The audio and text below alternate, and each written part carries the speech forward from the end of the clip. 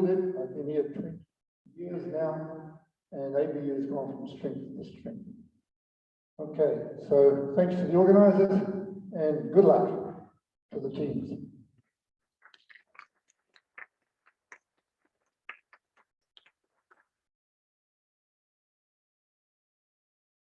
Thank you, Professor Cooper. Following, we have Professor Brian Bises.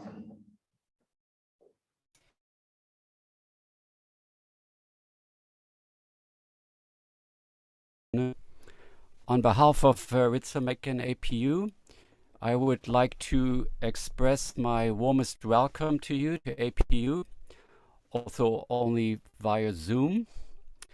We are thrilled to have you participating in this case competition. Unfortunately, you don't have the life experience here in Kyushu, Japan. We are thrilled because it's always exciting to see on what high level students are able to present in a very short time. And as teachers, we take away a lot of motivation from this to better prepare the students to achieve on this high level and professionalism. And I want to thank and congratulate the organizers for overcoming the odds and to make this event possible. And I want to thank the sponsors and all the participants for your participation. So thank you very much and have an exciting day.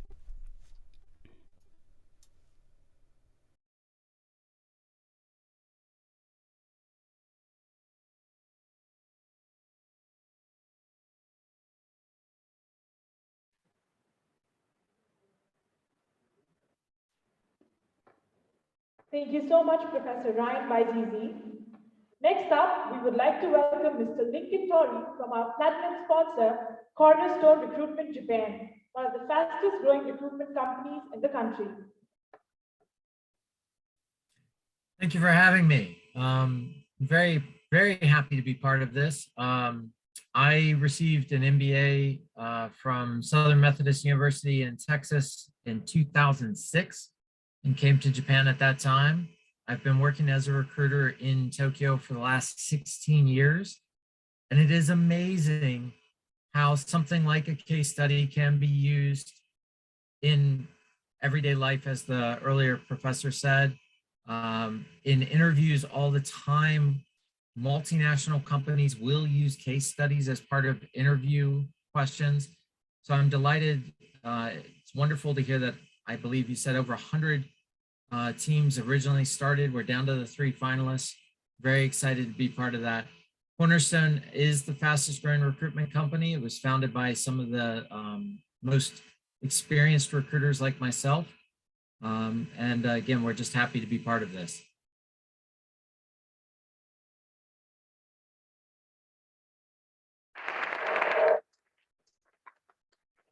Thank you so much, Mr. Lincoln Tori. We are happy to have you with us. And last but not the least, from our platinum sponsor, Alpha Sites, the leader in knowledge on demand, please welcome Ms. Denise Chan, one of the vice presidents of Alpha Sites Hong Kong. Hi, everyone. Thank you so much for having me. My name is Denise Chan. I'm currently our vice president of our Southeast Asia and Australia consulting accounts here in the Hong Kong office. A little bit about me. I grew up here in Hong Kong. I went to university in the US and graduated at Middlebury College, a top-ranked liberal arts college.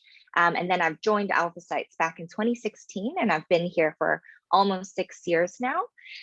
Very excited and honored to have to participate in this event. Come up with the cases that the 4 teams or 3 teams have worked on today. This is, a glimpse into what we do in the day-to-day at Alpha Sites. And as Lincoln just mentioned, these case studies are used in almost all corporates kind of interview process, including Alpha Sites as well. So I'm very excited to be here and excited to hear the presentations and see how the participants have taken a crack at the work that we do in the day-to-day. Thank you so much.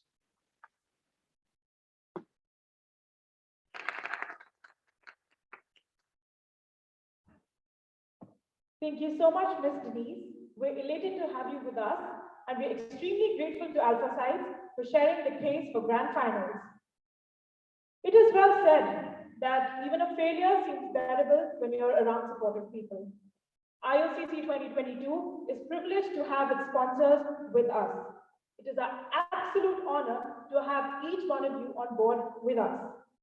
Our sponsors not only believed in us, but they also gave us strength to create a positive impact on the lives of those associated with IOCC. On that note, we honorably welcome Ms. Linda Nguyen, Talent Acquisition Consultant from our title sponsors, Robert Walters, one of the leading recruitment companies in Japan, to kindly address the audience.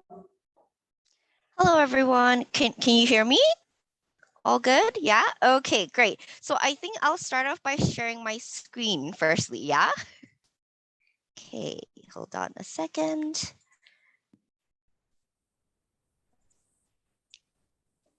Okay. Can everyone see my screen? All good? I'm not quite sure. Yes, it's all good. Oh, good. Thank you. Okay, got it. Okay, great. So to start off, hello everyone. Hope you're doing well. This Sunday, my name is Lena, and I'm part of the talent acquisition team here at Robert Walters Japan. And we are very happy to be able to support the international online case competition here today. So Robert Walters has also prepared some free merchandise for everyone, including IOCC staff who are attending the event on campus, and we hope you enjoy them as well. Now, I would like to take a little bit of time just to introduce our company and recruitment to everyone. To kick things off, I would like to start off by sharing a short video with everyone.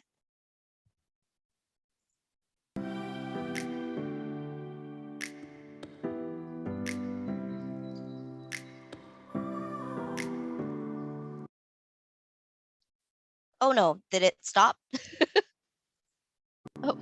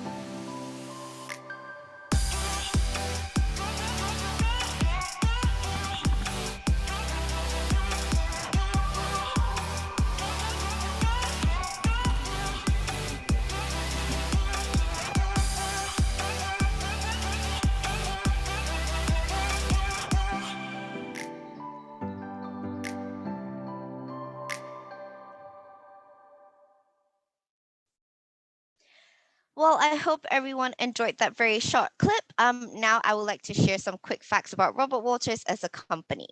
So since originating in the UK, we have built an incredible global presence for ourselves. As you can see, we have 66 offices in 31 countries and have 3,200 employees representing 65 different nationalities. More specifically, in Northeast Asia, we have 3 offices across Japan and Korea. For Japan, we have been in the business for over 22 years, with our Tokyo office being established in year 2000 and our Osaka office in 2007. Given that we are all in Japan today, I'll be focusing more on our Tokyo and Osaka office. Now, I would like to introduce our company in more detail. Robert Walters Group was established in 1985 and is a UK-based company that has been recruiting around the world for over 35 years. We have a strong reputation within the recruitment industry, and our purpose is to empower our clients and candidates by providing them with the best service to meet their recruitment needs. In addition, we are also an award-winning company, highly focused on providing the best support for our employees by nurturing their long-term careers with us. Like I mentioned in the previous slide, we have been extremely privileged to be recognized by many awards. Most notably, we won Best Large Recruitment Company in 2019 and have been recognized as Best Workplace 3 years in a row and are very proud of this recognition. So what do we do at Robert Walters? For us, we are very much a people business where we connect our clients to candidates and our candidates with career opportunities. And how we really do this is by generating ideas with our team, sourcing top talents to help build our client companies, and in turn have a hand in changing the lives of our candidates through their careers. So you may be wondering, how have we been so successful? First of all, we are industry leaders in recruitment. We have been in the business for over 22 years now and have built incredible networks with our clients and candidates. Throughout the years, we host and attend multiple industry events to make sure we are up to date with latest market information, that we are able to share this with our clients and candidates. Next, we also have extensive resources such as our recruitment masterclasses and an amazing marketing team that does all our marketing and branding to help build our reputation with the general public. Finally, we also believe a great bunch in investing in learning. Our company and dedicated training team have built training programs which foster ongoing learning throughout our consultant's career. Such programs include our 6-week induction training, advanced recruitment training sessions, recruitment webinars, divisional training, as well as mentorship programs. After taking you through a brief overview of our company, this brings me to share with you the purpose of Robert Walters, which is to focus on empowering people and organizations to fulfill their unique potential. Next off, I would also like to touch on why recruitment is so important in Japan. I know this chart can look a little bit terrifying, but on my end, I just want to kind of sum it up very quickly. From this slide, as you can see on the right side of this chart, Japan is amongst one of the most challenging countries in which to hire. There is a long-standing excess demand versus supply in Japan's labor market. And in recent times, there are approximately 1.2 jobs open for every job seeker, and this ratio is multiple times higher when bilingual or specialist requirements are factored in. And with such demographic trends in Japan, in addition to limited immigration, this continues to increase the challenges to hire. And it is estimated there is going to be 5 million fewer people in the workforce in 10 years' time. And in Japan, English-speaking candidates are also in much shorter supply than elsewhere, with Japan being second lowest among countries in Asia for English ability. We thus see why recruitment is so important in this country.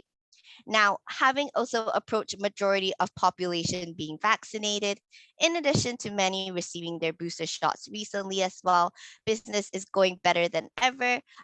Business is booming, and I am very happy to share that despite the challenges that COVID has thrown at us, our company had a record-breaking year last year, and we are ever more than determined to do the same this year as well.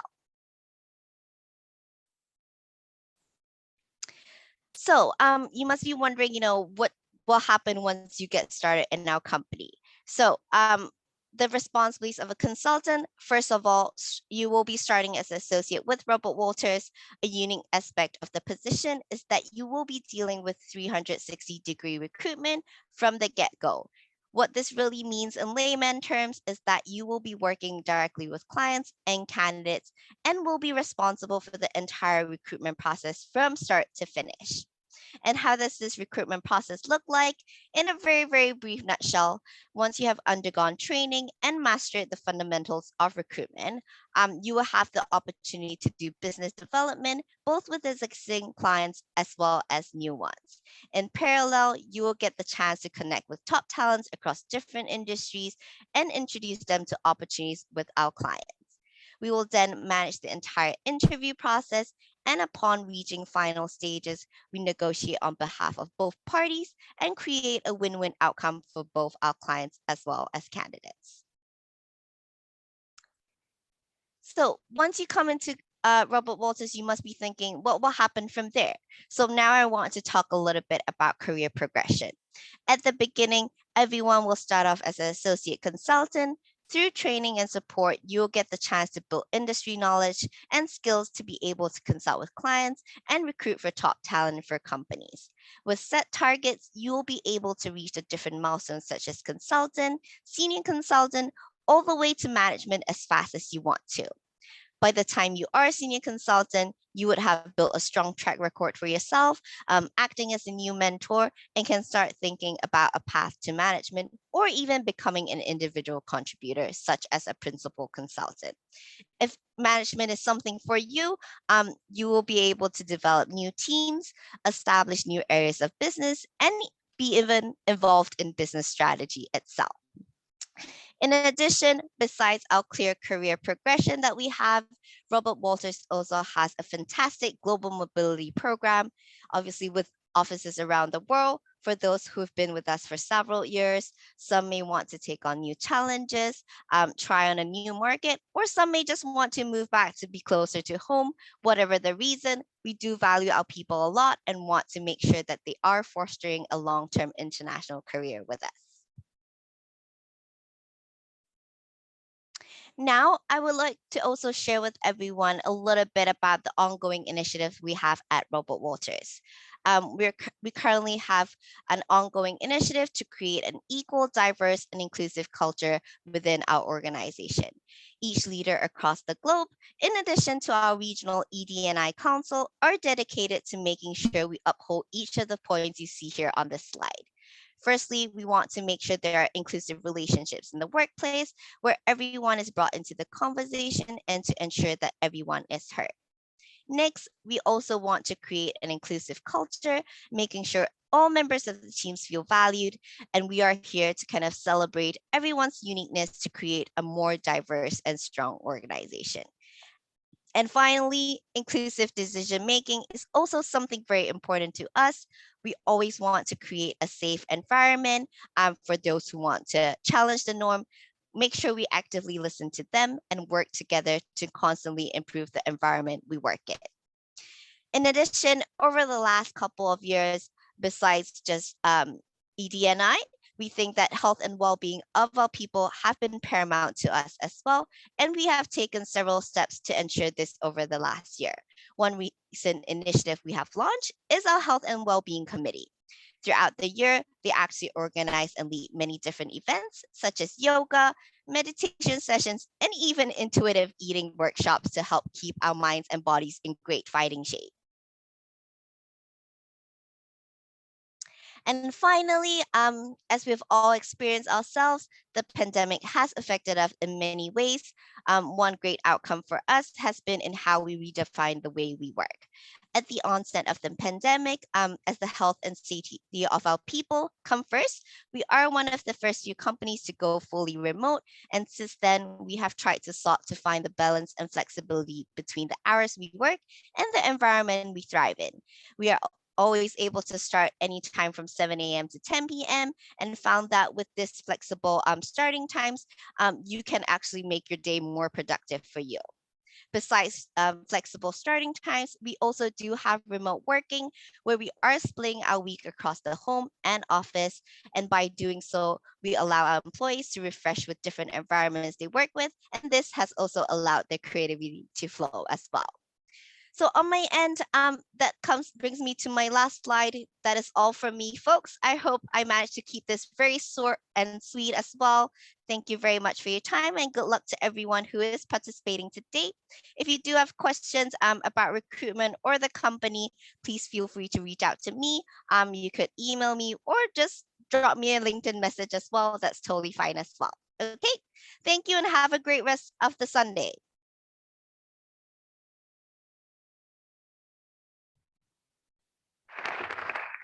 Thank you so much, Ms. Lena Yuen, for your inspiring words. Once again, I'd like everyone to give it up for Denise Chan from our platinum sponsor, Alpha Sites Japan, the leader in knowledge on demand, to kindly address the audience.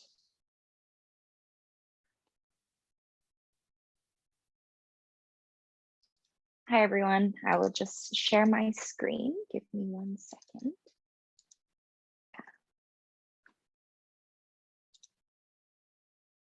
Okay.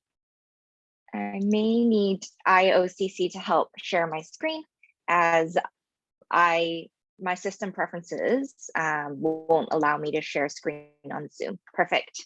Thank you so much. Oh, great. Can everyone see my screen? Perfect. Give me 1 second. This is okay. I can share a portion of my screen, it seems like. Oh, wait a minute. Okay.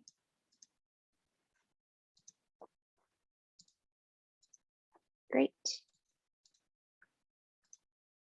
Perfect. Let me just adjust this. Can you see the part? Give me a thumbs up if that works. Perfect. Great. Thank you so much. So, hi everyone. I'm very honored to be here. So as I mentioned, my name is Denise and I'm currently a vice president at AlphaSites. We are joining as AlphaSites as a global firm and I'm based in our Hong Kong office. Perfect. So just very quickly about myself, I know I had gone through this just now, but a little bit about myself is that I did join AlphaSites back in 2016 as an associate, and I'll go into a little bit more details on what we do here at AlphaSites as an associate. And then I was promoted to manager at AlphaSites Hong Kong in 2018, so only 2 years after the associate program, and then promoted to vice president recently in January 2022. So again, another 3.5 years in the manager role. So even from this brief snapshot, you can see that AlphaSites is a high growth firm. There is a very clear career path and trajectory. For myself, I've managed to go through all of these experiences and accelerate my career in almost 6 years time right out of university.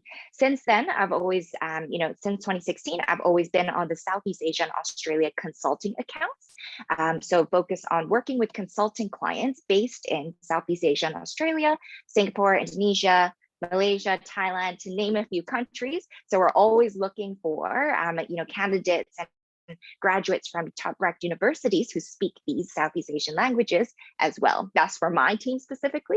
But as you will learn, AlphaSites as a global firm, we're also looking for language speakers in Japan, our Japanese speakers, Korean speakers, and many different languages that we serve.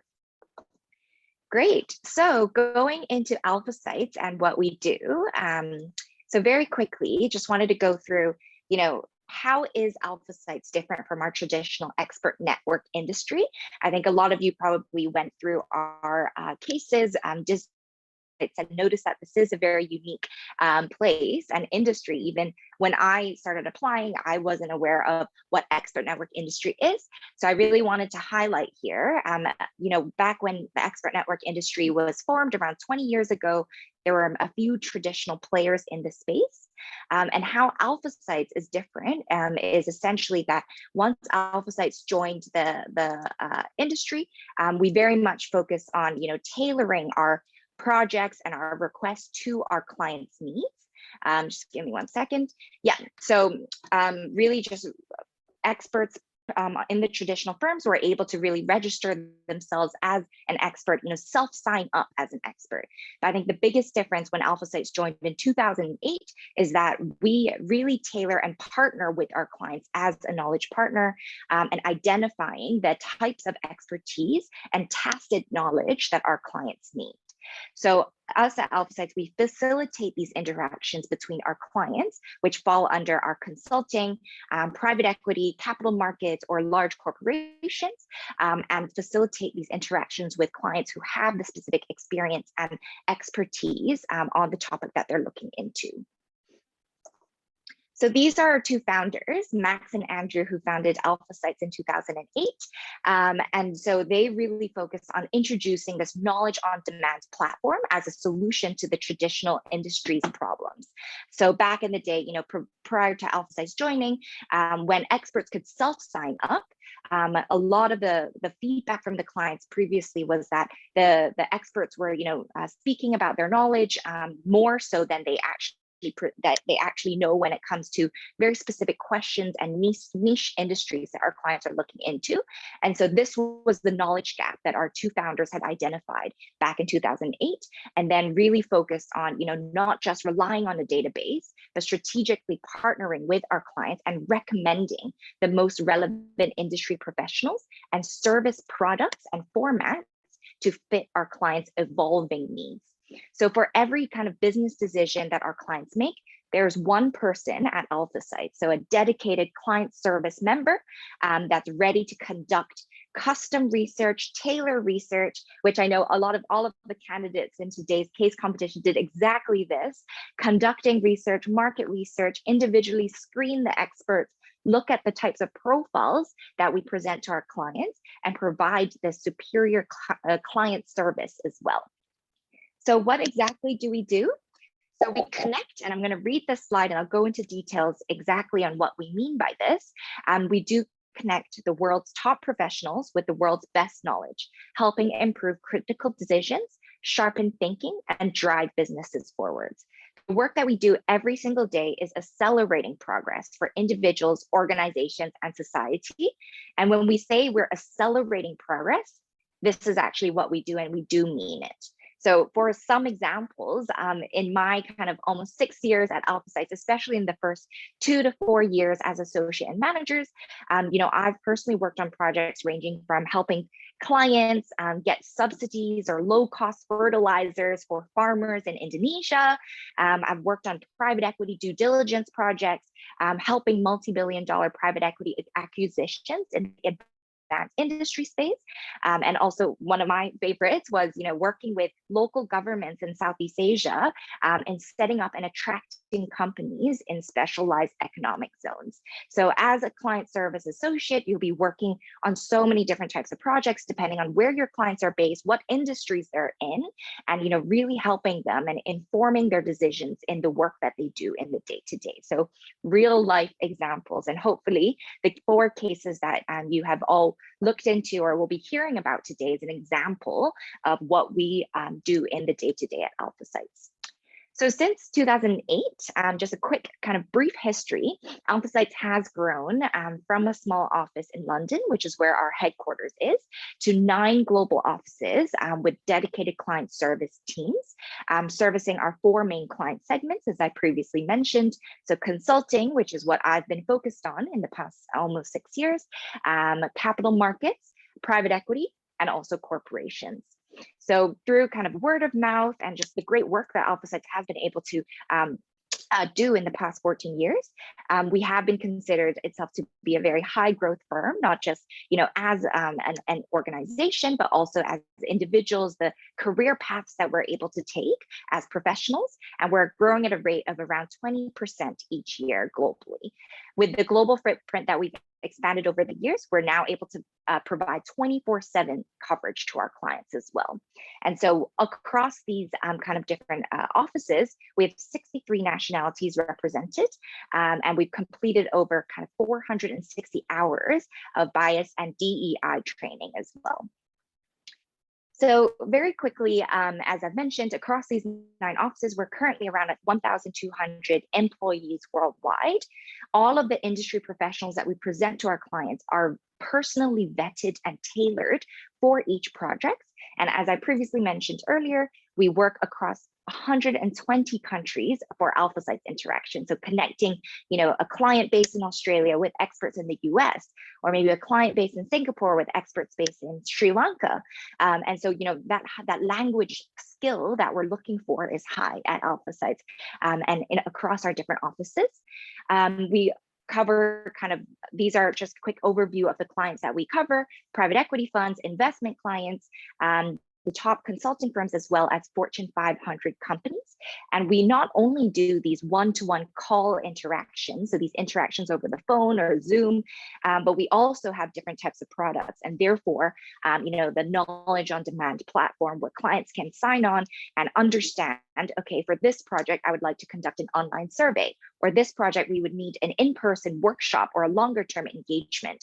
So we do have a lot of, transcripts, consultant-led projects, blinded interactions, really depending on what our clients need on that specific project, and for us to make those recommendations in the day-to-day. So very quickly, we have also been, recognized across the firm globally as well with the best place to work or great place to work awards over the past few years, most recently in UK, US, as well as China. And I know we're currently also applying for the great place to work list in Japan as well. A quick overview for 1,000, 200 top tier professionals globally, we do receive around 100,000 applications per year. And we do have, in-person online training for those who onboard at Alpha Sites of around 115 hours of formal training in the first year of an associate's journey as well. Great. So what exactly do we do? I know I've touched it a little bit, but I would love to use a case study to really highlight, again, a case study, the importance of case studies, what exactly we do in the day-to-day. So as you can see, our clients would come to Alpha Sites looking for industry experts in a specific topic or industry, and we really curate the expert knowledge and fill our clients' needs. So how exactly does this look like? So our clients who are decision makers in private equity firms, consulting firms, corporates, they come to us, whether that's on an email, they might call you out of the blue based on your relationship. They'll send you a text on WhatsApp. Really, again, they'll have a question or a hypothesis that they would like answering or testing. What we would then do then at Alpha Sites is that dedicated point of contact will then search for, the market research and understand and identify an answer for them by screening and qualifying the experts and setting them up for an interaction. So the kinds of skills that we're looking for at Alpha Sites and that you'll be developing is the tangible skills that are needed, like sales skills, persuasion, negotiation. How do you speak to C-level, C-suite executives across different industries and convince them to want to speak with your client for a 1-hour consultation? And in the end, this knowledge that we identify is helping our clients evolve their business. So to put it all in context, so let's say we're, our more and more as our society is evolving, more companies are emphasizing a lot on corporate social responsibility. So, how does the company's impact on things like community health, sustainability, climate change, or kind of the circular economy. So let's say we had a project looking into this, and what does that exactly mean? When we say circular economy, we think about, the economic system or approach to economic development that aims to reduce waste and benefits businesses, society, and the environment. So where you can find this information is a quick, Google search or maybe on an article on the definition of a new topic or industry that you're looking into. So this is an example of, knowledge that you can find online or speaking to or kind of articles or Wall Street Journal and whatnot. But an example of, tacit knowledge that Alpha Sites really focuses on is, looking at, let's say, a company, a large soft drink manufacturer in Southeast Asia is trying to understand how to develop new packaging materials, the future of packaging, and, what resources are available in the Southeast Asia region. So something this specific is known as kind of tacit knowledge, which is what Alpha Sites really specializes in. So our kind of Alpha Sites employees are then tailored to think about, okay, who exactly would have this experience and have this knowledge that isn't available online directly. Maybe it'll take kind of 20 hours to do the research, but speaking to someone who has that knowledge in their minds from their firsthand experience is what Alpha Sites really focuses on, and finds that individual, screens, make sure they do know that topic before connecting them with their clients.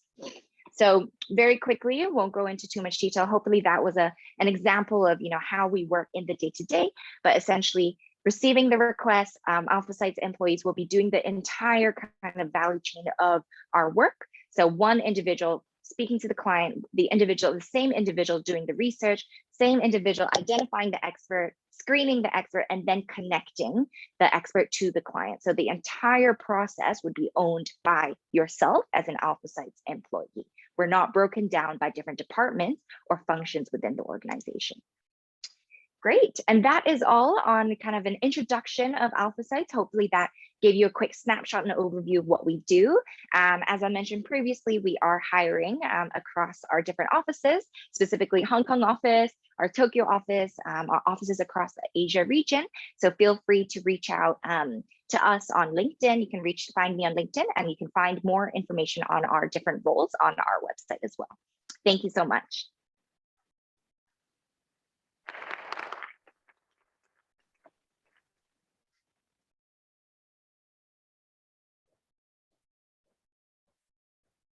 Thank you so much, Alpha Science, for your relentless support. Moving on, we would like to welcome Mr. Lincoln Tori from Cornerstone Recruitment Japan, one of Japan's leading recruitment firms. Please give it up for Mr. Lincoln Tori. Thank you, everyone. Yeah, first, I'd just like to thank you again to all the participants in this case competition and all the judges, also to the other sponsors. It is amazing, everyone. We're pretty much right on schedule, so I'll try and keep this quick myself. First, I'd like Lena to share that Robert Walters slide again. I think that was that pretty much sums up recruitment. It's a beautiful thing she had there. But yeah, I started recruitment in Tokyo in 2006 at Robert Walters. Huge respect for them. And our business is a lot like Denise said, Alpha Sites. It's finding experts, but instead of getting them to give some advice, we get them to change careers into another company. But Cornerstone, we've been doing it for just 2 years. We're the youngest of these 3 companies presenting today, sponsoring, but we're the fastest growing. We started off just 2 years ago. When I joined the company about 18 months ago, there were 10 of us. Right now we're about 45 with plans to be close to 80 by the end of this year.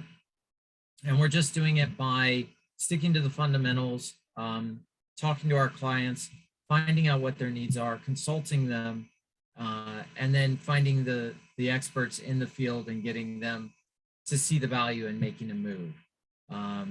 We have a lot of APU alumni in our organization. You've probably seen a lot of announcements on LinkedIn about the success that APU alumni are having inside our organization. And it's because the wizened old recruiters like myself are now passing our knowledge on to the younger generation. And we're having a great time doing it. So we're happy to be part of this case competition today, and looking forward to seeing the presentations.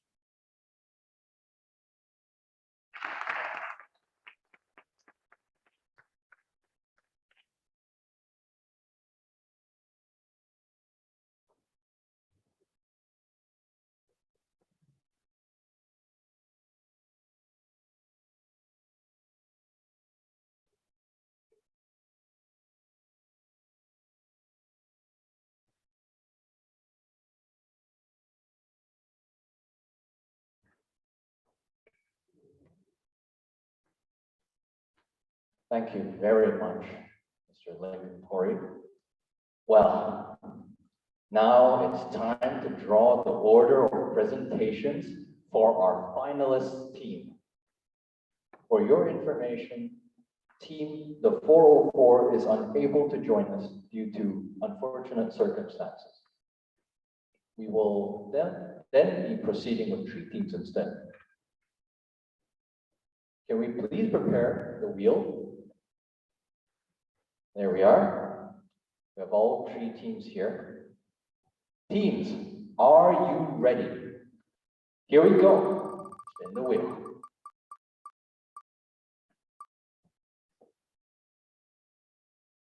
Lucky number 1. First to present is Team Split.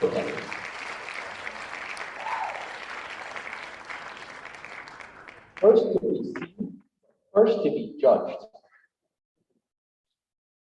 Second, we have. Let's see. Okay, second team will be Renegon.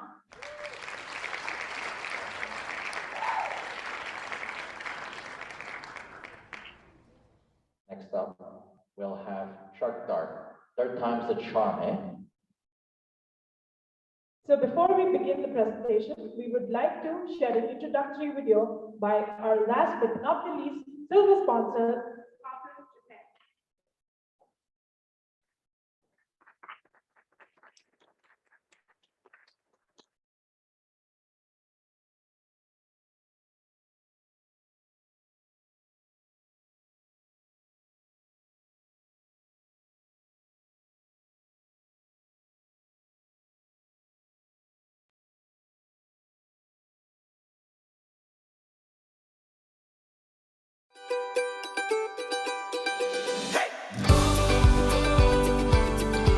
大分留学生ビジネスセンターは2016年に大分県内の留学生の就職支援、起業支援をするために大分県が設立しました。で、運営は私たち NPO 法人大学コンソーシアム大分がやってます。大分県内の留学生と元留学生で、あと留学生と共同をしたい企業さんのサポートもさせていただいてます。センターにはインキュベーションマネージャーと呼ばれる企業支援をするスタッフがいます。英語で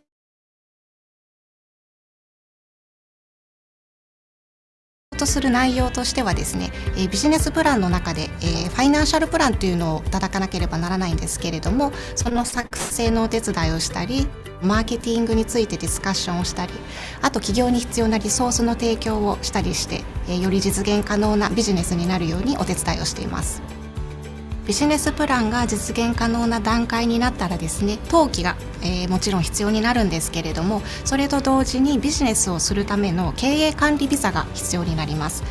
経営管理ビザを、取るために相談っていうのをですね、行政書士の先生が一緒に相談会をしていただけますので、その相談会もぜひ利用していただきたいです。ビジネスをスタートさせる時のオフィスとしてブースや個室を上限3年で利用することができます。ブースや個室の利用者の方はフリー Wi-Fi の環境もありますし、電気代も無料で使えます。あと使用する時に予約をしていただければ共同施設も利用できます。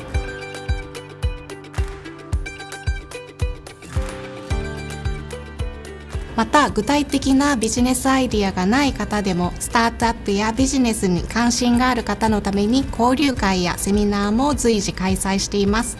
そして企業だけではなく、大分県で就職をしたい留学生の皆さんの受付もしていますので、ぜひお気軽にお越しください。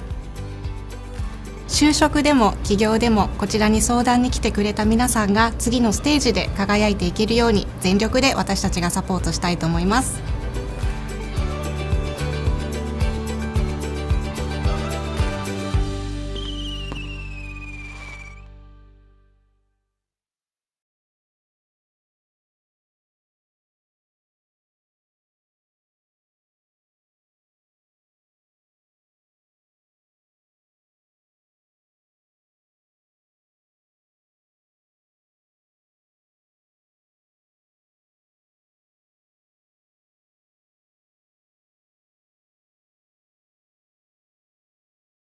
Well, but stern reminder for everyone in present to kindly mute your phones, and for everyone online with us on Zoom to kindly mute yourselves as well. Thank you very much.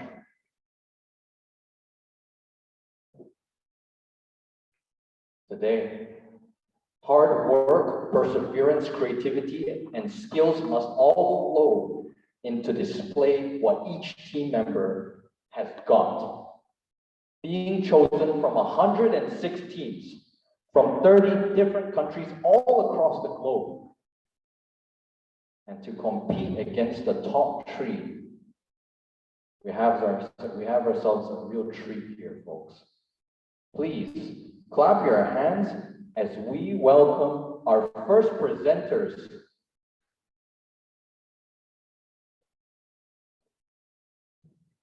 Team Sputnik, are you ready? Please give us a sign.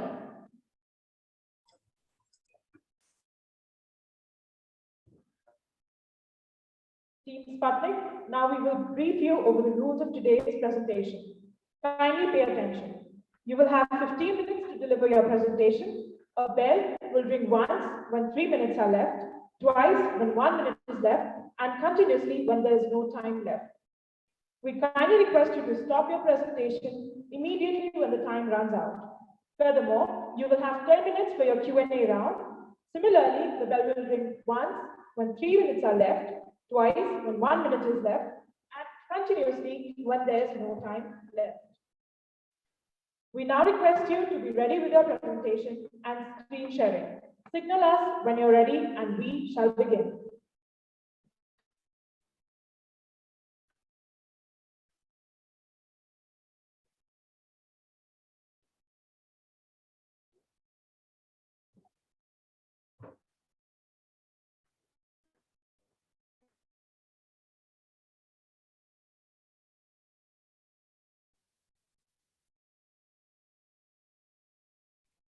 Can everyone see our screen?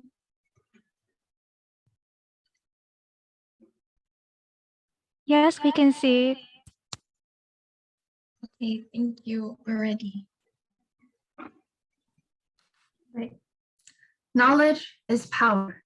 Power provides information. Information leads to education. Education breeds wisdom. Wisdom is liberation.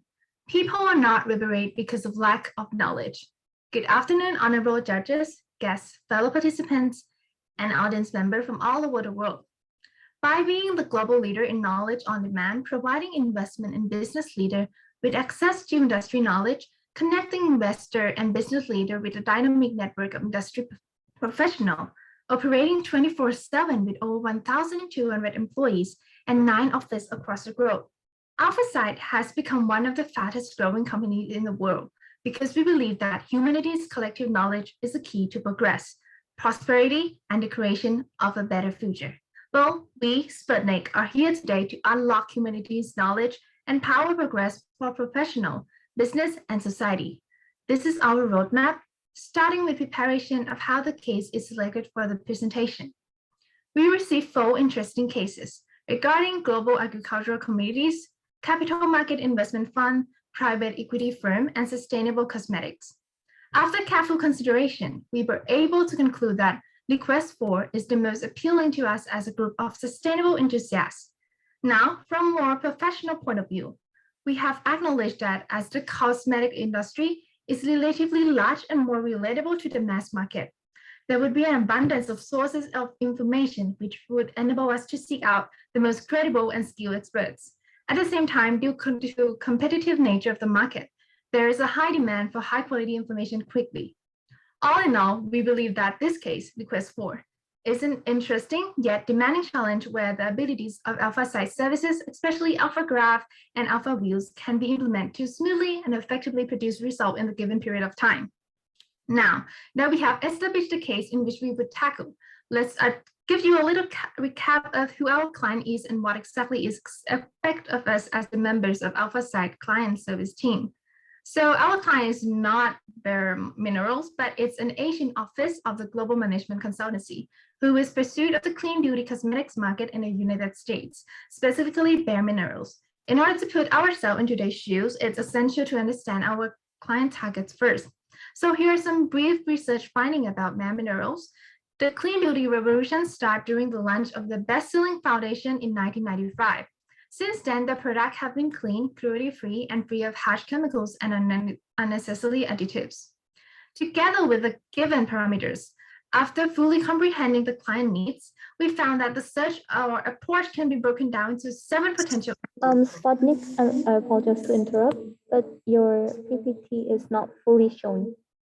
The left side is not shown.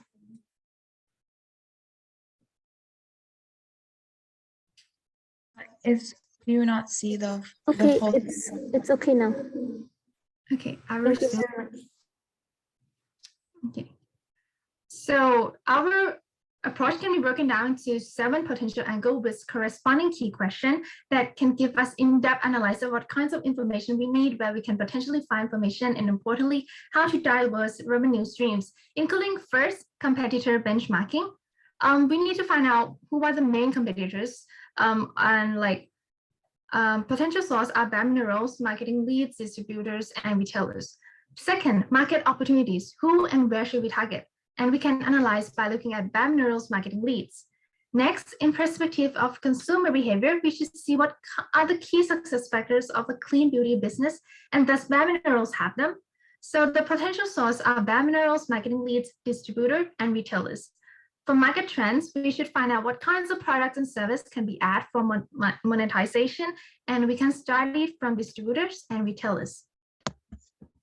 Next, through the fifth angle, stakeholder analysis and supply chain analysis, we can know the relationship dynamic between the brand and other stakeholders, and know which of them within the various chains give the largest opportunity to penetrate. Potential source is Bare Minerals, employee relations, and marketing leads.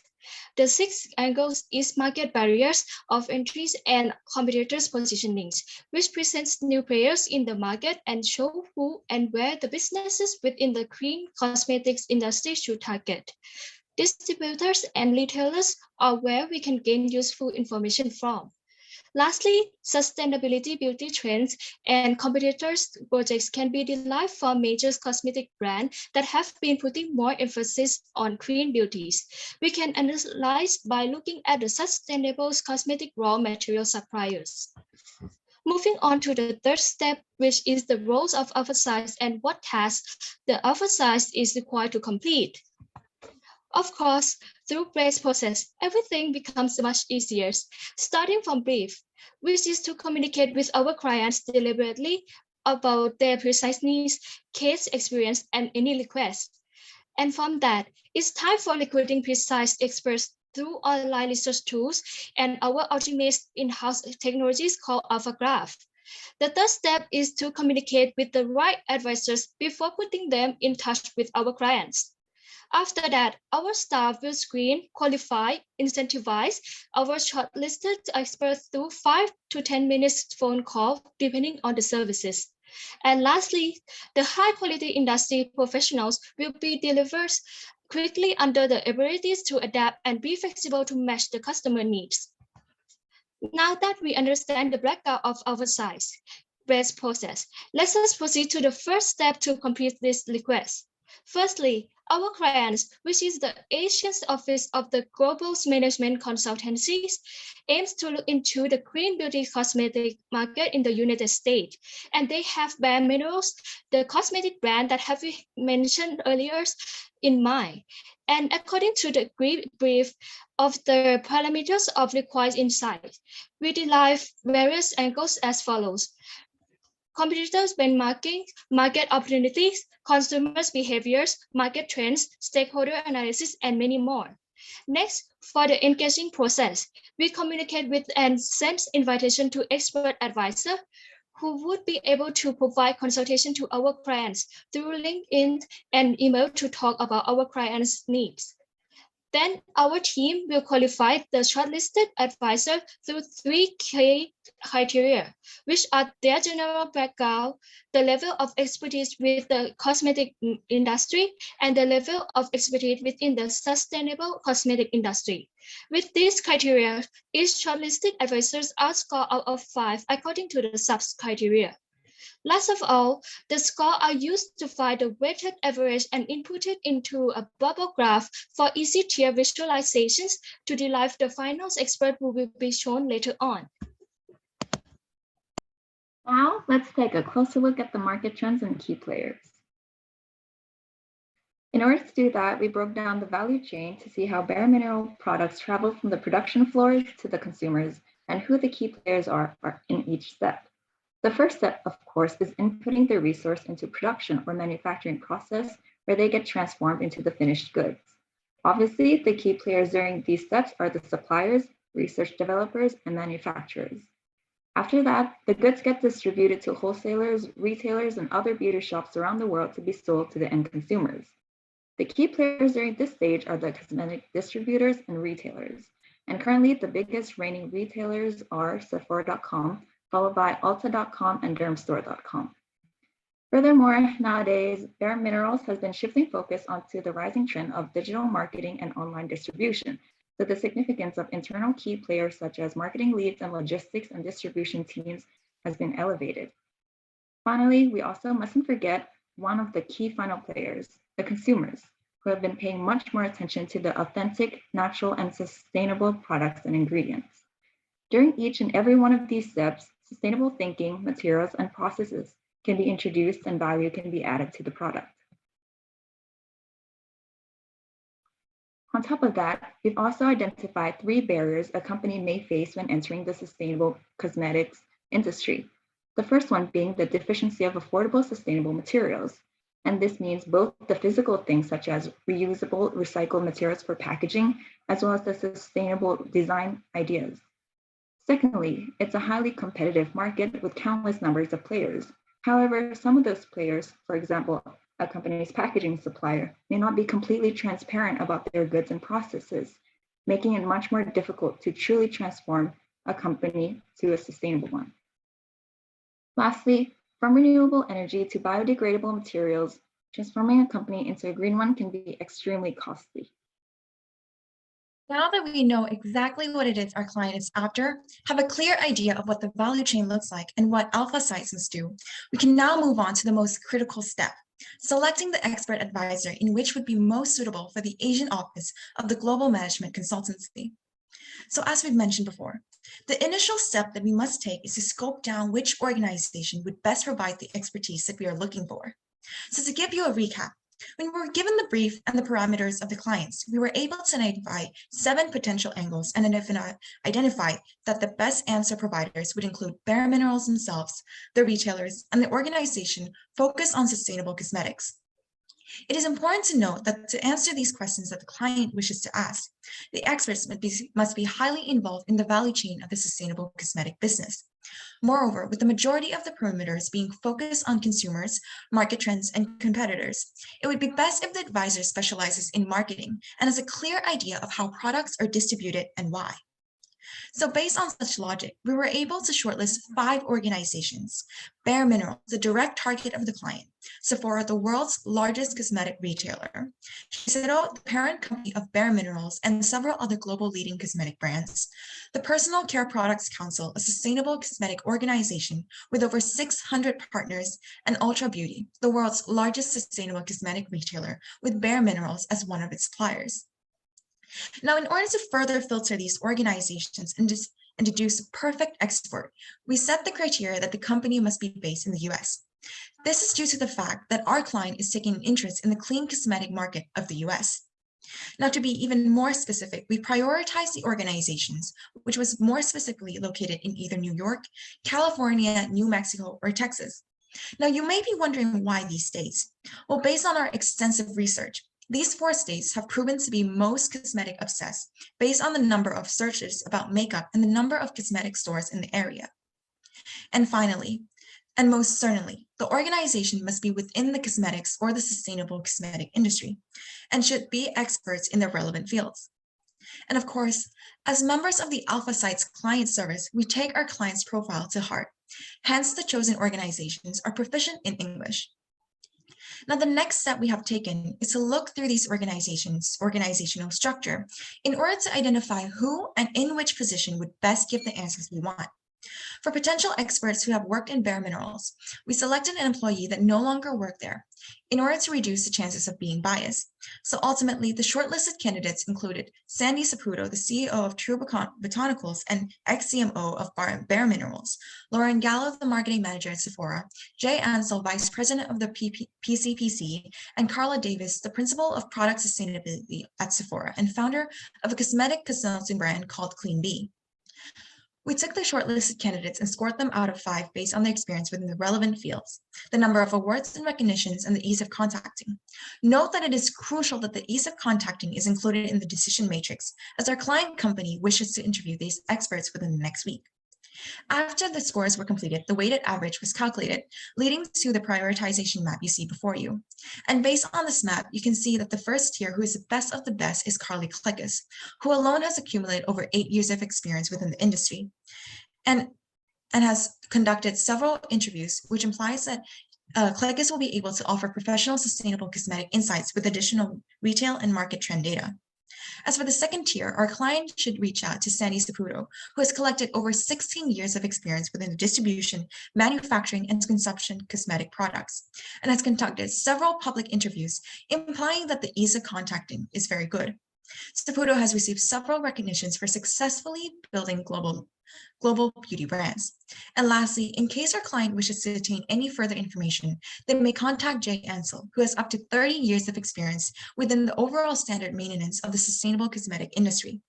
With the position at the PCPC, the client may leverage its connections with 600 other cosmetic brands in order to retrieve an immense amount of competitor information. Here is our outreach email draft to the Tier 1 advisor, Carly Clegis, where we introduce ourselves, briefly explain what the project is and what we're looking for, and why we're contacting them. And of course, we're also inviting them for further discussion. As for the incentives offered to our advisors, we have broken it down into 3 categories. One is the service rewards, second, recognition, and lastly, result-oriented value enhancement.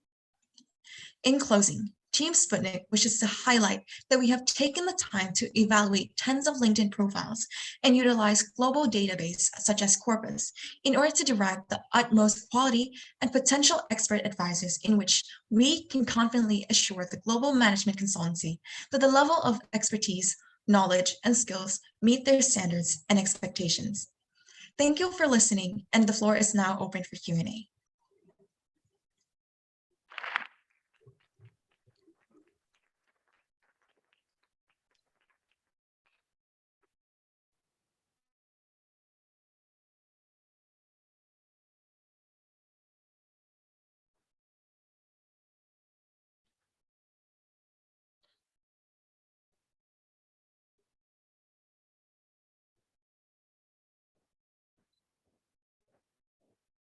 Thank you, Team Sputnik, for that excellent presentation. The floor is now open to questions. Over to you, judges.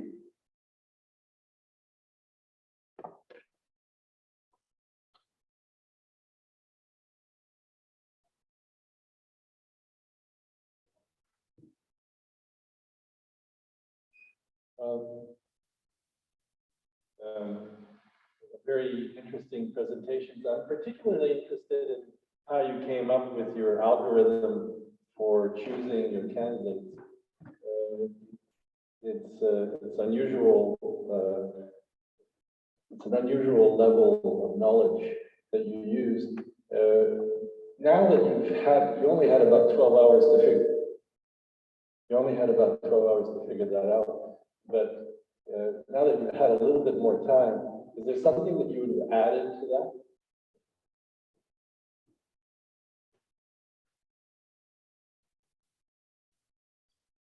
Can you repeat the question a bit louder? I'm sorry.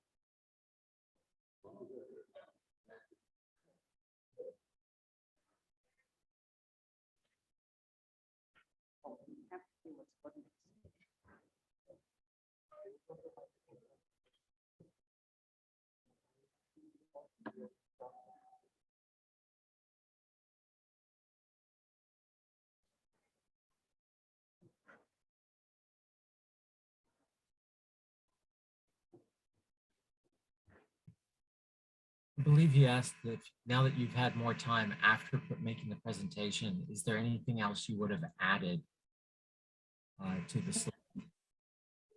Thank you for the clarification. Now that we've had more time, I think one of the most issues.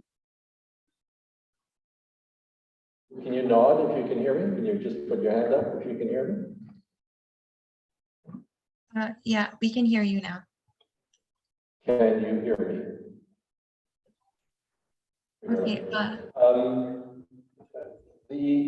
The question was about the algorithm that you used in order to choose your experts.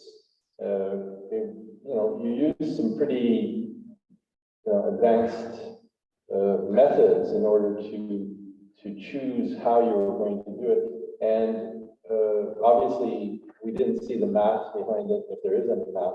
But I'd like to know, now that you've had a bit more time to think about it, what would you have added to that algorithm? What other things that you wish that you had, used? From our perspective, due to the limited amount of time that we had across the different requests, we divided and conquer, meaning that there may be a lack of standardization in which how we scored each request. So if we had more time and we could go back and add to the algorithm that we use, I think we would better collaborate the logic behind each ranking to make sure that it's the same across all of the requests in order so that we can gain a more accurate result as to whether the cosmetic request is actually the one that had the most abundant amount of information.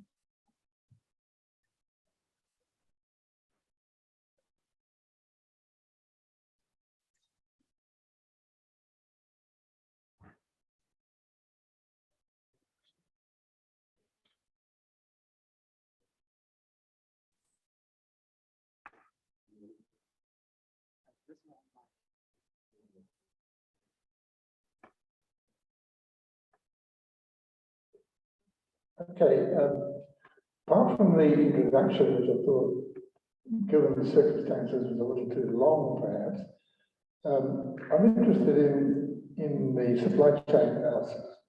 That was very well done. Can you give me some more material on what you thought about when you were developing that analysis?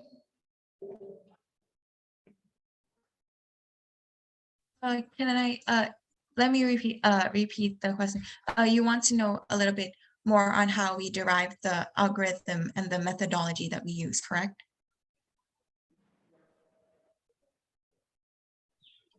Yeah.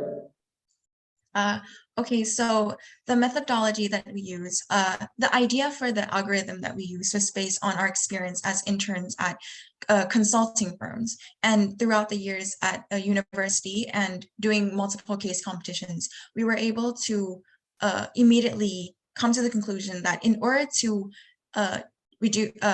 identify the most potential expert, we needed a very precise decision matrix. And of course, each of these matrix and the criteria used needed to be personalized to each request. And therefore, we looked into more details as to what exactly is that the clients want. From there, we had to identify which portion of the supply chain these organizations would best provide the answers, because otherwise, we wouldn't have a basis of where the advisors would come from. It needed a starting point, and that's why we started off with the organization. And in order to get the organization, we needed to know which portion of the supply chain these organizations need to come from. And of course, that would have to be in relation to the questions that our clients asked. So that is the logic and the reasoning behind how we came up with the methodology. Excellent. Another question?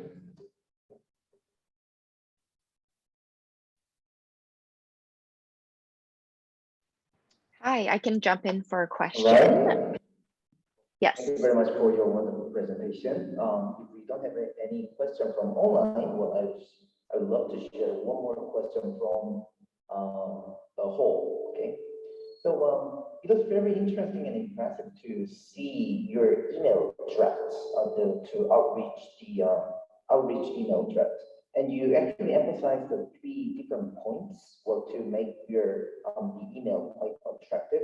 Can you share how you chose these 3 different points to draft your email? Again, thank you.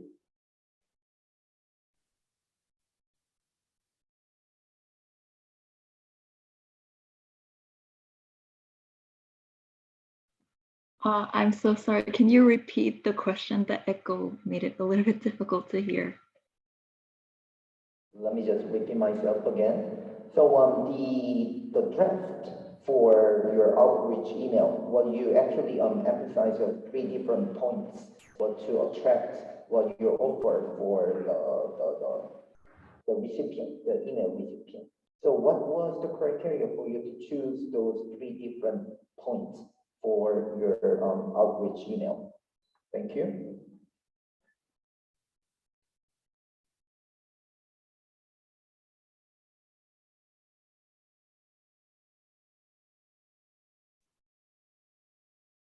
So the criteria that we used to select what would be included in our draft email is, of course, I think Alpha cites as a very credible and leading consulting firm. I think it's important to show the credibility of where we come from. And that's why we start the email by introducing ourselves. Following that, by briefly explaining what the project is and what we're looking for.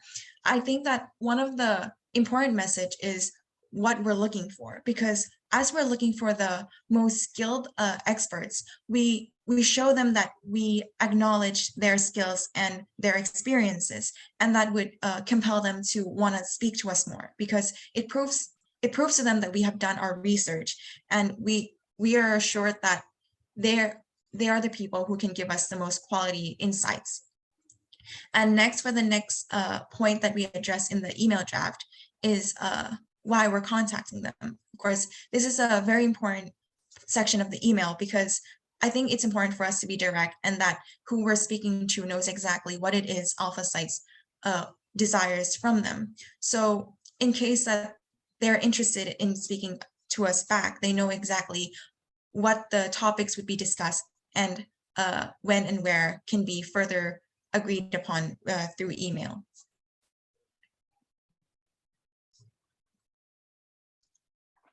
Great. I'm not sure if anyone or everyone in person can hear, but I can jump in with a question as well.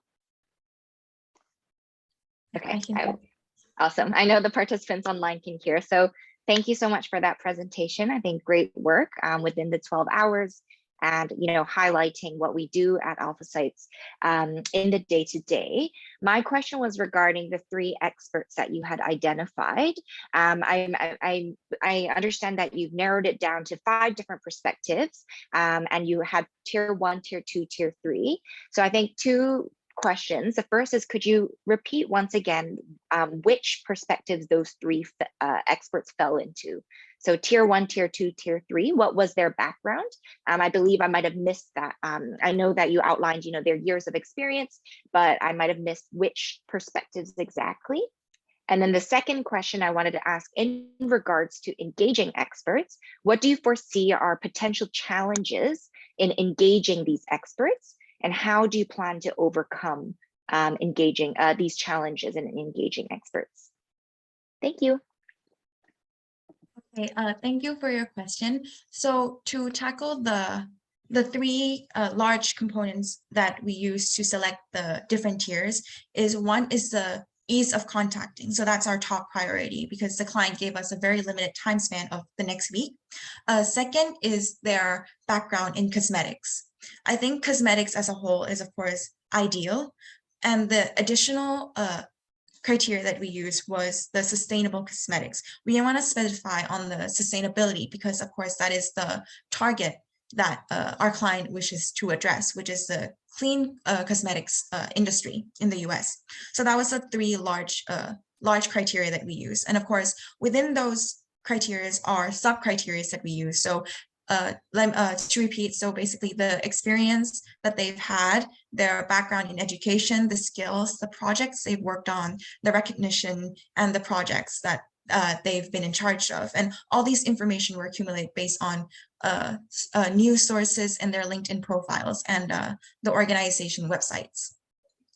For tier 1, the selected candidate was Carly Cleggus. So her background is specifically in marketing and sustainability cosmetics. So that's why she is on the top ranking, because she basically meets all the criteria that were set.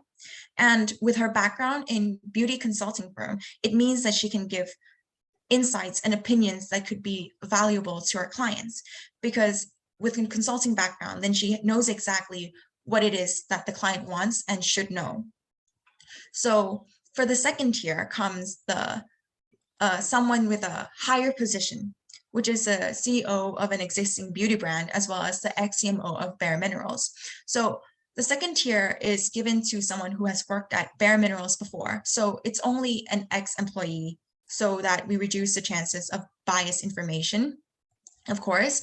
But of course, a high level of credibility was given to them due to their position and their experience. And it's ranked in a high level because So Sandy Saputo has conducted several interviews, and you can find this on any news sources because it shows that she is easy to contact and she has made public her contact information, which means that within the next week, if our client wants to contact her for further information, it would be very possible. Now, for the last tier of the scoring came the Jay Ansel. So he basically has experience within the sustainability cosmetics and can give further insights on regulations. Now, this is from our own point of view that it is a special information that our clients might want to know, who can offer a different perspective. So not directly a marketing lead in the sustainability cosmetics industry, but someone who sees the overall picture from an outside perspective. So he can offer additional insights. So the ranking is a bit lower, but of course the credibility is excellent due to him being the vice president of the Personal Care Products Council. So to give you a little bit of more background, so Sandy Saputo, of course, 16 years of experience within the industry. She started off as a makeup artist, which means he can give insights based on starting from consumption to manufacturing and retailing, since she's worked throughout the whole supply chain. And Harley Cleggus, of course, 8 years with a consulting background. And Jay Anil, so to sum up, he's done, he experts in chemicals and sustainable cosmetics. I hope that I've covered all points of your questions. Thank you. May I add some point regarding the challenges and solution? So as you can see that the top selected 3 experts is all in the top level position.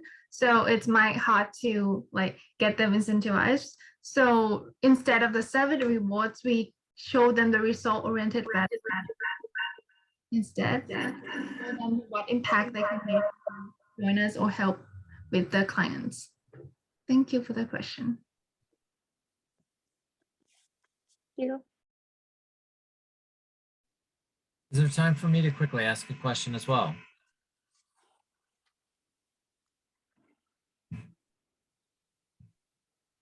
Okay, I can't hear the answer, but I'm gonna jump in. So I'm not an expert in this type of business, but one thing that I noticed from the brief was a lot of questions about youth, right? So the original brief said, what is the target customer segment of Bare Minerals for maybe 20 to 30-year-olds? What are their key buying factors? What are some of the trends? You all seem to kind of zone in on clean beauty, clean beauty, clean beauty.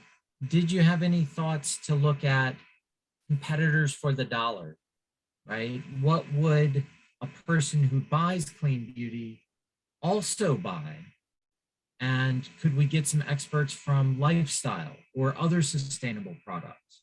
Someone that might give broader perspective in this demographic. Did that come into the conversation at all? Thank you for your question. In fact, that did come into the conversation during our discussion. So to address the first part of whether we looked at the consumption end and what other products that they might be interested in. So I want to highlight Jay Ansel's background. With him working in the Personal Care Products Council, we took into consideration that this meant we looked through the partner company and the member of the council. So there were a lot of sustainable brands. So we knew that through this connection, if needed be, our client company may communicate with Jay Ansel to gain some further references. Due to the amount of tiers that we were given, we were only allowed to select the top 3 tiers, which we select to make sure that it specifies to the industry. But just in case that we needed inspiration from other sustainable products, other brands, other consumer insights, we believe that Jay Ansel, as someone who is positioned in a community of sustainable products, he would be able to give us further references from the members.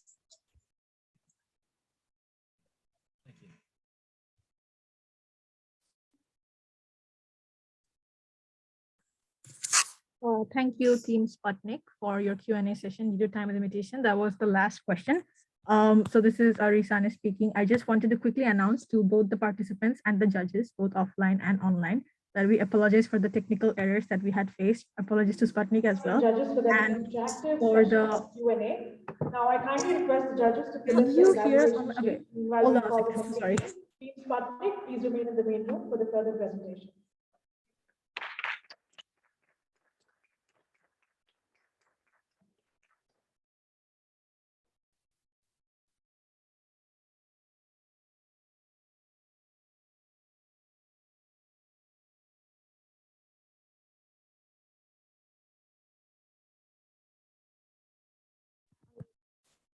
Hello, I hope I can be heard both online and offline. I am so sorry for the technical difficulties. What I wanted to say was from next time, from the next round onwards, okay, they cannot hear me, so I'll go and tell them directly offline. So for those online, from next round onwards, the online Q&A will happen first and the offline Q&A will follow. Very, very sorry, Team Sputnik, for the difficulties. We had adjusted your time accordingly. So sorry. Team Sputnik, you can remain in the room and others will join shortly.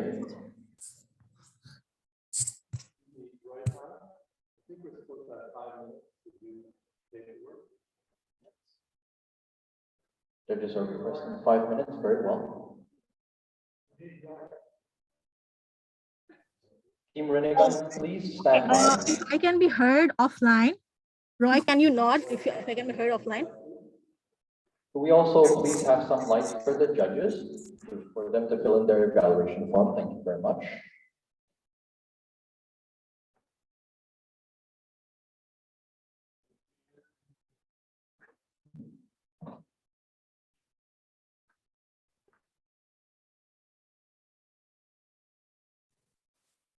Offline, can you hear me?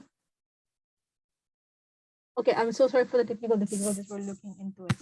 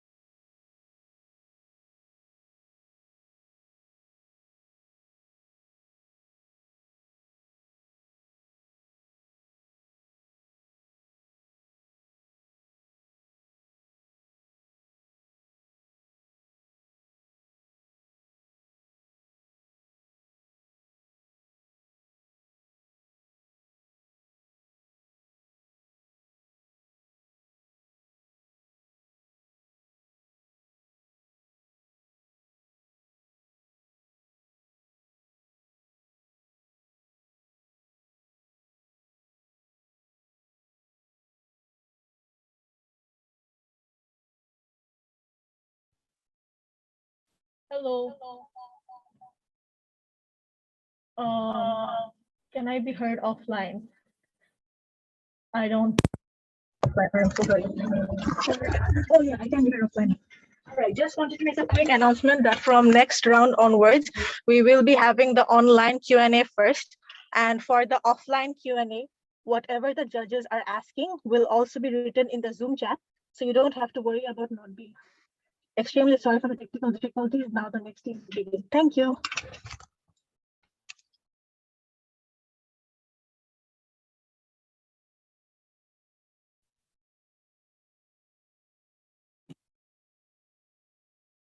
Can the organizers let me know if I'm audible and the screen is visible?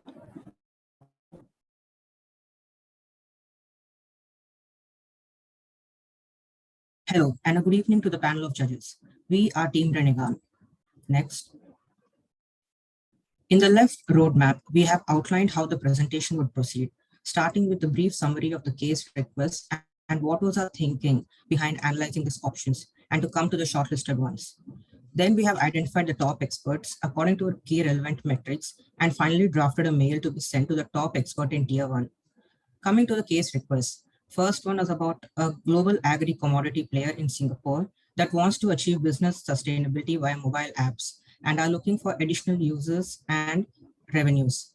Then it's about a capital market investment fund that wants to understand online wealth management in Southeast Asia, comparing traditional banks against disruptive fintech firms.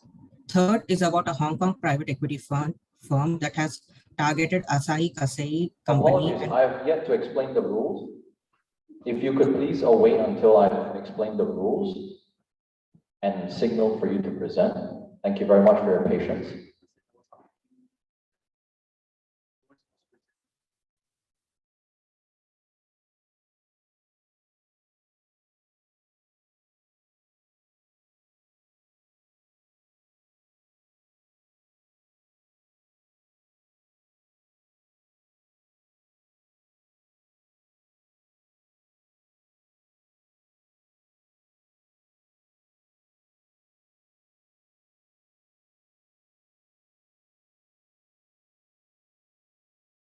Team Rinegan, you have a technical issue?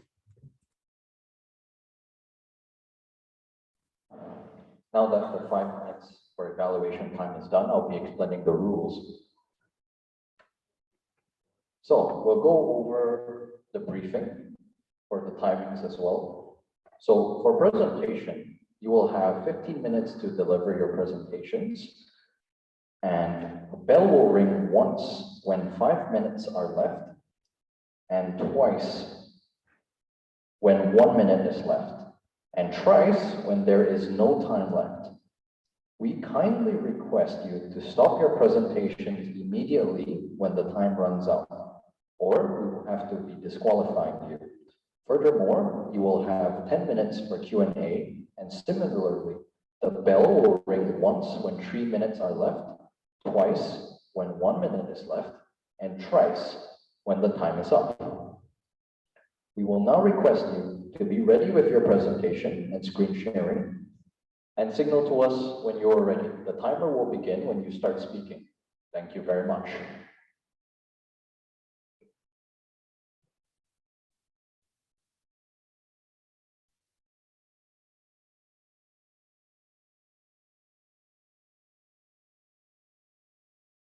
Hello, and a good evening to the panel of judges. We are Team Renegan. Next. In the left roadmap, we have outlined how the presentation would proceed, starting with a brief summary of the case request and what was our thinking behind analyzing these options, and to come to the shortlisted ones.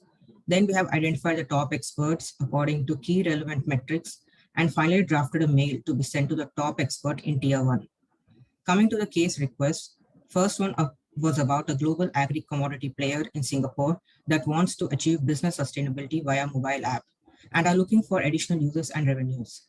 Then it's about a capital market investment fund that wants to understand online wealth management in Southeast Asia, comparing traditional banks against disruptive fintech firms. Third is about a Hong Kong private equity firm that has targeted Asahi Kasei company and requires its industry and competitor analysis. Lastly, it's about an Asian office of a global management consultancy that is focused in US market and clean beauty cosmetics and bare minerals. Next slide. In our thought process of shortlisting of the request, we first identified the needs that might be required for an expert to answer, then moved on to their selection criteria and what could be the possible threats in choosing the given request. For case request 1 in the table, we have focused on identified attributes are more or less the same for all the case requests, like market analysis, customer choices, competition, success factors, possible partnerships, and future trends. Since it's about sustainability, the experts would need to have knowledge about the environments overlapping with corporate's role, tech innovation which might drive to attract attention to this sector. It's based in Singapore, so knowing about the country's economic policies and its corporate sustainable policies would be helpful in this regard. To select the experts, their experience and domain knowledge is most important. Their ability to predict trends on reliable subject matter is considered. Wide network of connections would ultimately benefit the client. In possible threats, there's a difficulty in choosing which area in sustainability to improve. Then there's dynamic political and environmental changes. Singapore's tech sustainability in this aspect, hence fewer experts. Next slide.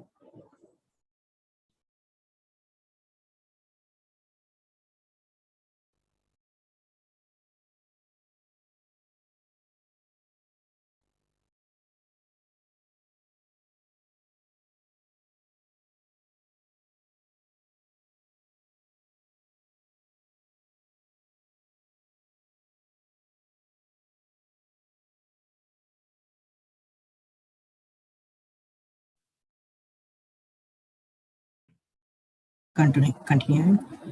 In the second request for fintech products, similar parameters based on the markets, geography, competitors, product portfolio, and regulations are considered. Since it is based in Southeast Asia, expert knowledge in financial instruments, in particular geography, with the inherent policies is required. This presents a broad spectrum of product offerings, daily constant updates about the financial markets and tech startups, a dynamic environment which might make it hard to shortlist now relevant experts. Now Pravalika will take over. Thank you, Vishnu. So let us have a look on the remaining two requests as well. So the third request was on a private equity firm from Hong Kong. So they wanted to explore the investments in chemical, pharmaceutical, and few other industries. And the main target was acai caseinate. So the needs were basically on the major competitors in the industry, the customer trends, the technology and R&D investments of the company. So we have drilled down into the requirements based on each need and the expertise that is required for each requirement, basically the knowledge of the market and the experience of the customer trends. I hope I'm on third slide. Good.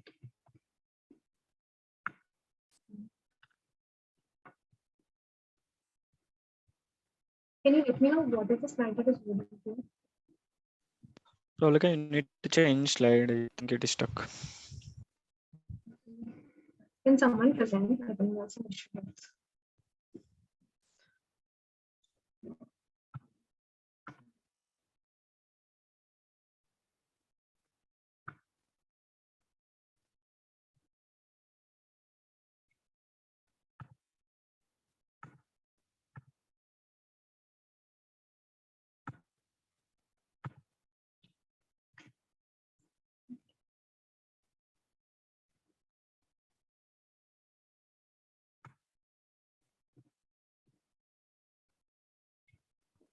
Team Renegan, would you want us to share your slides on your behalf? Or is it okay? No, that's fine. Okay, yeah, it's fine. We can see. So we have converted the requirements into the necessary expertise that is required for each requirement. Basically, the expertise in industry competitors, the customer demographics, the trends, technology, and the future growth in the industries that they are exploring. Also, the trend analysis in the market. So we have also identified the threats that since it's a wide spectrum having many industries, it is difficult to focus on a narrow topic. So we might lose focus on that. Also, the industries are posing major competitors in the upcoming future. Coming to the fourth request. So this is basically a company, consulting company who wants to explore US market in cosmetic industry.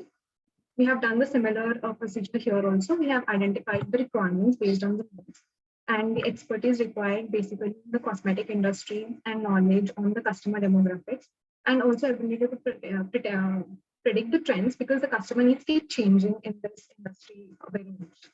The threats are basically, as I said, it's very dynamic since needs keep changing and the preferences of the customers are changing day by day. And it is very difficult to find experts in this domain. Coming to the summary of this, so as the parameters have already been discussed, we have signified the alpha site's role in this. Since sustainability is a very niche domain and it is very difficult to find experts in this, we have categorized to be having a high role in this. And coming to fintech and private equity targets, they are more of similar firms and having similar product portfolios. We have termed it as moderate. And the cosmetics market to be high growth. I would request Gautam to take it up from here. Thanks, Pravalika. Yeah. Could you please go to the next slide? Yes. We have chosen to take request 4 to analyze more and present here because of the following reasons. The topic of clean cosmetics belongs to a niche domain, and Alpha Sites is clearly one of the pioneers providing expertise in these type of areas. And we also wanted to give it a shot at using bread approach. And second one is the context is defined clearly that the client wants to investigate bare minerals company and the region of search is limited to US. Also, the trends are dynamic in cosmetic industry. So we thought that the study would be interesting. Now I will give an overview of this request. The client is a global management consultancy and the request came from an Asian office. The client wants to know about clean cosmetics industry, particularly in the United States, and also interested in taking over bare minerals, which is one of the leading companies in this domain. Not only does the client wants to dig deep in this market, but also want to talk with competitors, retailers, people in the value chain to know more about the industry. Also the critical success factors, barriers to entry, and the changing dynamic trends in particular. And they want the meetings to be scheduled in the next week. Based on the interactions with the client, he is interested in knowing about the following things. They are the top competitors of Bare Minerals, target consumer segment of Bare Minerals, and the key buying factors. Major trends that has been seeing in this clean beauty cosmetics industry. Yeah, relationship dynamics between Bare Minerals and other stakeholders. Also, based on our research and understanding of the industry, we thought that the client might need to understand few things in particular. I'll discuss about these things in detail. Pravalika, go to the next slide. Yeah, the client might need to understand the overview of cosmetic industry. In that, the major divisions of cosmetics industry, the product lines of Bare Minerals in each of the categories, and the revenue contributions in each of the product line.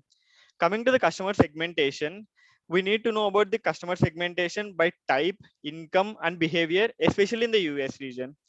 Bare Minerals also wants to focus on the customer group for each of the product portfolios and the perception of natural organic products and price sensitivity of each of them. Coming to the competitive landscape, the client might want to know about the major competitors and their market share, the differentiation and unique selling point of each of the competitors and their products, and the technology invested in each of the product lines and R&D that is happening in the industry. Coming to operations, the client want to know about the distribution channels, particularly the online versus offline distribution channels and their operationalization, and also the critical success factors. Those are the factors that are impacting the sales and reasons of growth and decline in the cosmetic industry, and particularly the natural cosmetics. And coming to M&A, the client might want to know about the joint ventures that have happened recently or in the past, and the partnership status of the current firms in the industry. And also the future trends that are the recent and upcoming trends in the cosmetics industry, and the impact of COVID, especially on skincare and healthcare, hair care. Sorry. Yeah. We can go to the next slide.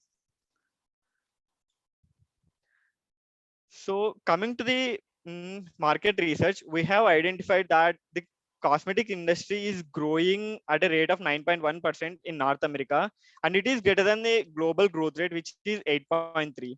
And we have segmented the beauty market by product type, which comprises of healthcare, face products, skin care, hair care, oral care, makeup, etc. And distribution channels contains online sales, retail sales.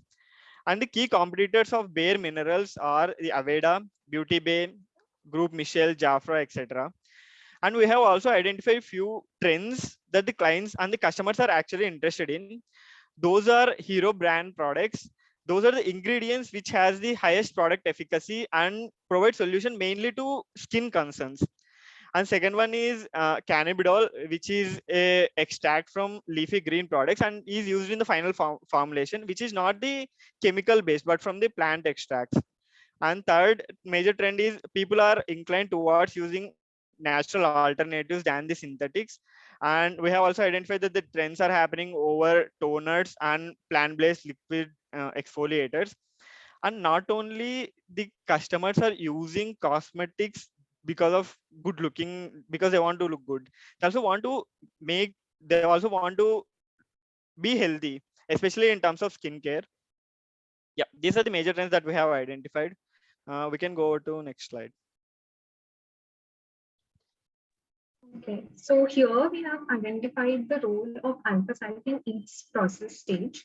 So we have used a BREAD framework for this. Initially, it is the briefing part where we have already discussed that we have got some client needs and we have converted them into requirements for each of the requests that we have done in the previous slides. Next is the recruiting part.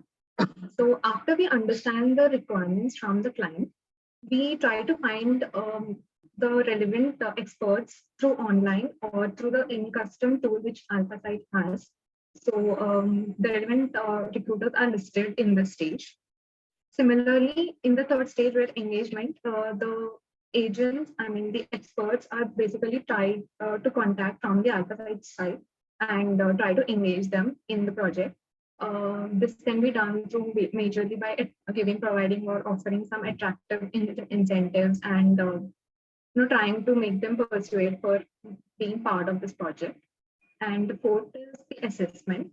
Here, once the experts are ready to be part of this engagement, the advisory skills of the expert are analyzed first before we take them on board. And after successful assessment, they are onboarded into this activity.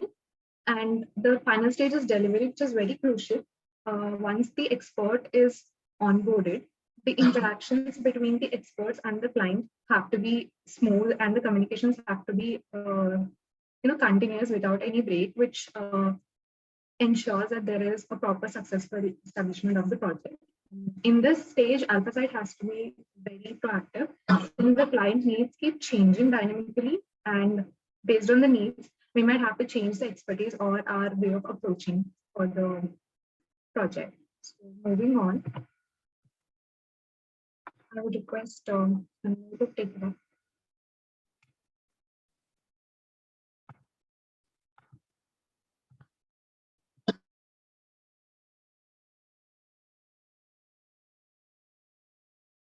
I guess there is some issue again. Give me a second.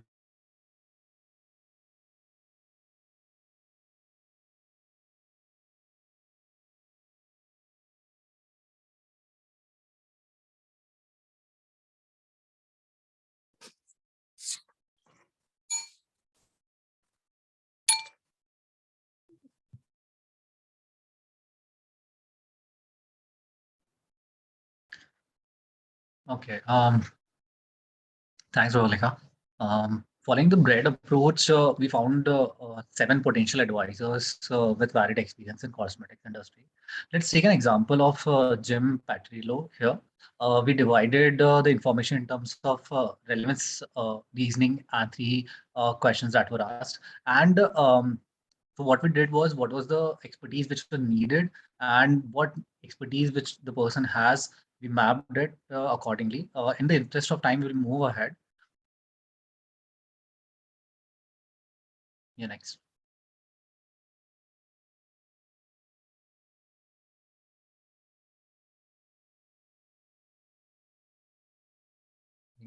I think we are facing out English again.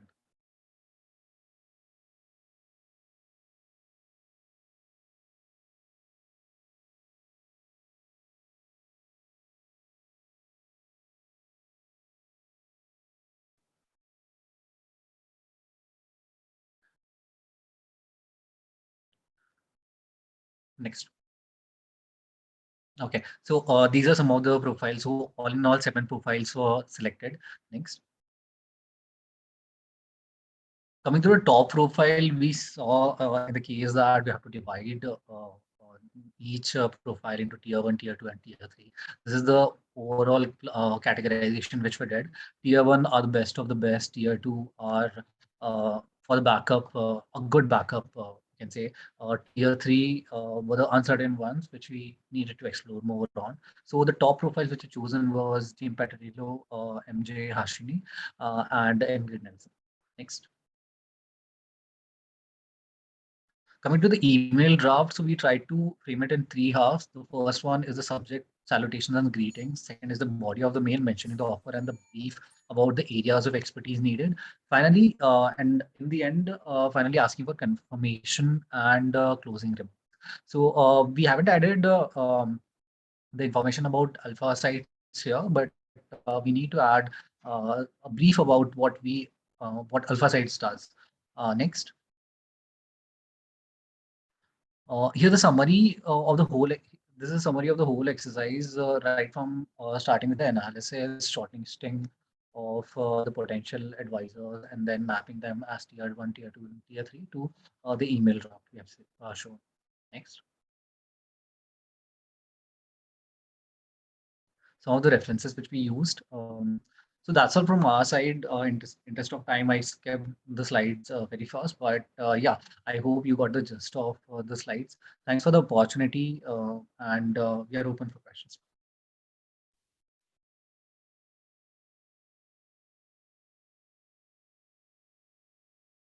in-depth explanation, making the most of what you have.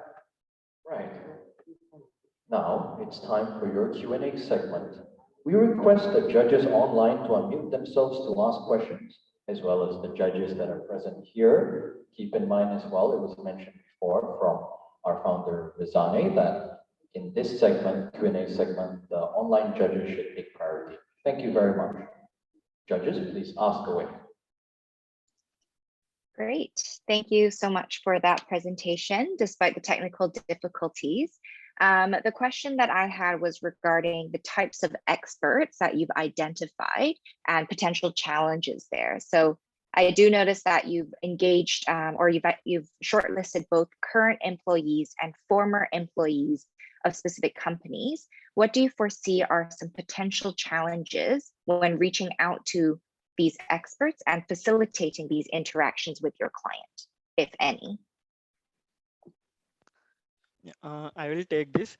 The potential challenges which alpha sites or we face while engaging with advisors are, the first thing is, since we are coordinating with high-level professionals of this industry, we might need to coordinate with their timings, and the meetings have to be done very fast according to the request. So it's very difficult to schedule. And second potential challenge is managing the information provided by the experts. Since we are talking with industry experts, if we interact with 2 or more experts, there will be a lot of information, and we have to vet the information very fast, and we have to be very concise when interacting with the client as well. And there might be a possibility of different opinions, since cosmetic industry in itself is a very big industry, and there are multiple product portfolios and different families. So we have to keep that in mind, and these are the few challenges which we have identified.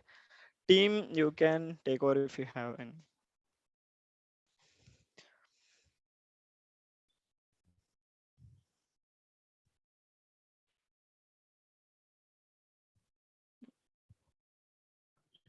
I would like to add on, apart from post the onboarding, even while trying to convince the advisors as well. You had a very short time to do this, to put it together. And so we understand that. But you ended up with a rather complex set of criteria if you go through them. And that means that, you know, putting them into real actionable work is not going to be easy unless you have some way of making it at least fast.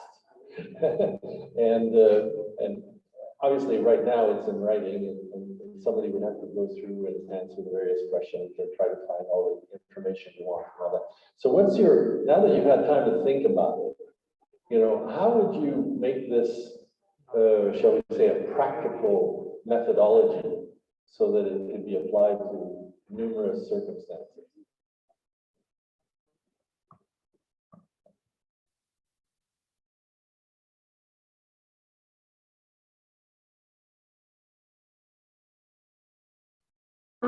So as we've spoken in the slides as well, in terms of the methodology or framework, so we have listed it into 5 different stages, which were mentioned in the slides. Like first, we will be briefing the client's needs, and then post that we'll be recruiting the experts based on the requirements.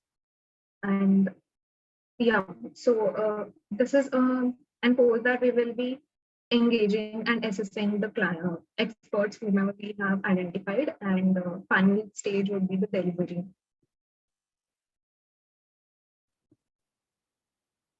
I'm worried about the identification process, not about the engagement with the client. I understand what you're doing for the engagement, but in your initial slide where you put all your criteria, there's a lot of criteria that you put down. You know, how do you practically need an IQ test to be able to fill that in. So how are you going to make that practical for the person who's doing the work? Okay.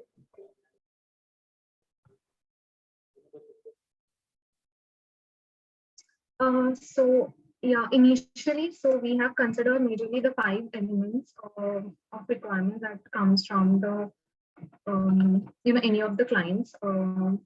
First would be based on the arena, that is his geography or the product portfolios that they have.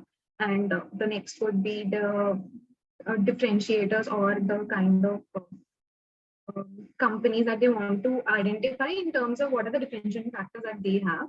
Next would be the driving factors in the industry and the economic logic, that is the industry's major focus on how to gain profits. And the fifth would be the staging of each process in the industry. I think maybe my colleagues can add as well. Yeah, just summarizing Pravalika's answer, we have categorized our analysis based on Hofstede's 5-stage approach. First one would be understanding the client needs and basically where they are operating in, which comes under Arena. And then what are the vehicles that have made the company this far? This comes under differentiator, and we'll be talking about channels and geography. And we also wanted to look at the ventures, which comes under scoping, and economic logic, which comes under the product pricing and trends in the market. So all in all, we have used a certain framework of strategy, which is Hofstede's 5 elements framework, to come up with the client needs, understand from the client perspective of what he might be thinking about. Yeah.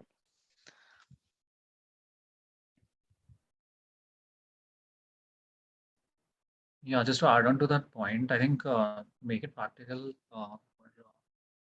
Like we can apply it to any project while we go ahead. We can make it as a standard protocol that we will categorize our approach in this format and go about it. So this can be done.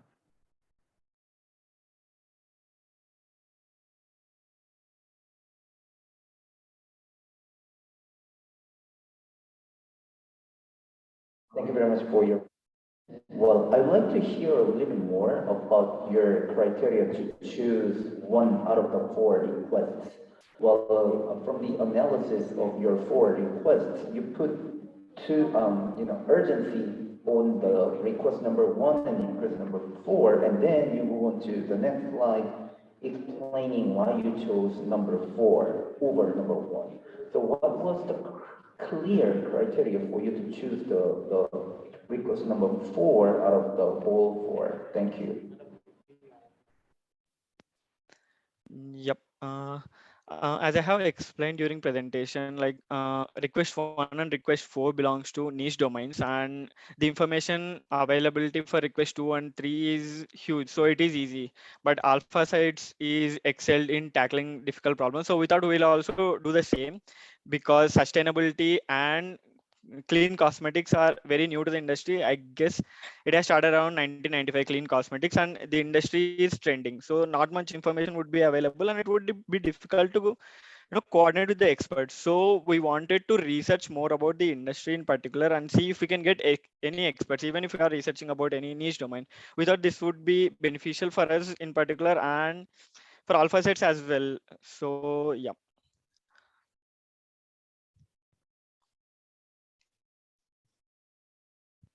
As a follow-up, the experts that you have are, C-suite and above in some cases. So some of these people are really difficult to get a hold of, and some of these people may not be available for, you're nice guys, but what can I say? So how do you interest them, number one? And number two, is it really feasible to go at that tier and to attack that tier of people? Yeah, I don't think it's that easy. That is why we have identified it as one of the challenges to coordinate with the top professionals. And since the request needs very short timeline, we have also listed few of the backups who are working in the bottom level of value chain, mainly the store managers and retail managers. We have also listed one of the contacts as social media influencer, which are relatively easy to get a hangout and get to know more about the industry in particular. Since we have taken cosmetics industry, we can get most of the information about a particular region from the social media influencer. So even if we are not able to get contacts and coordinate meetings with top professionals, I think it's a start to start with the social media influencer and lower level people in the value chain. Meanwhile, we would be able to contact the top professionals via LinkedIn and their assistant managers if we can get the information. So this was our thought process on giving out the contacts, and we have also given like backups even in tier 2 and tier 3, like contacts of top professionals. Yeah.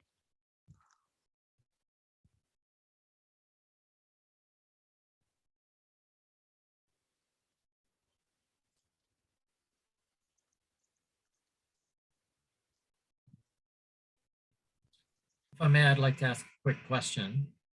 So this is about your outreach email very quickly. I like the tone of it. It's very friendly, right? You jump in, hope you're doing well. We at Alpha Sites would like you to be an advisor. But then you go into the four bullet points on what you want from them. And there's no real say in the outreach about what you're offering to them, right? And because we are going after a C-suite, I imagine if I'm a CEO and you want market analysis, industry analysis, company profiling, macroeconomic factors, I'm probably going to just delete your email. Did you guys give any thought to, hey, let's put in some of these incentives. Let's talk about what we can do to get a C-suite executive to talk to us within the next 7 days. Yeah, we have thought about it, and we have listed few of the incentives for C-suite people. One is we thought that we can give a voice for them within the company. If the deal goes through, the expert can be appointed as an advisor. And we also wanted to list some of the future opportunities for them. So in exchange for the information that they are currently providing, Alpha Sites, and we would be honored, and we will also be able to help them with the information that they need even in future. So these are the two of the things. And we also wanted to give some thoughtful gestures, like booking a premium game show or restaurants, since their knowledge cannot be monetized, the information that they are actually giving. And for social media influencers and other people in the value chain, we thought that equity or monetary instruments could be proper to incentivize them. So this is our approach to incentivize the experts for the information that they are giving. Just very quickly, again, that's not in the outreach mail. So I like the ideas, but in the case study or in the future, you might want to be thinking about, okay, what is in here and how am I communicating it? Yeah. So we wanted to wrap this up very quickly in 15 slides, and we have detailed everything in the reports which we have submitted. And since we had few technical glitches, we could not talk. We thought that we can talk while presenting, but yeah.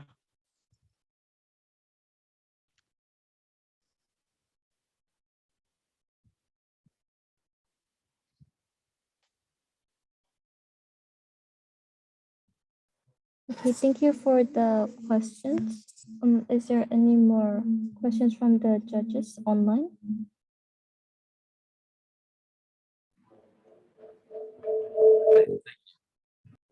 Any more questions from the judges? If not, then we will be concluding the Q&A segment. Thank you very much.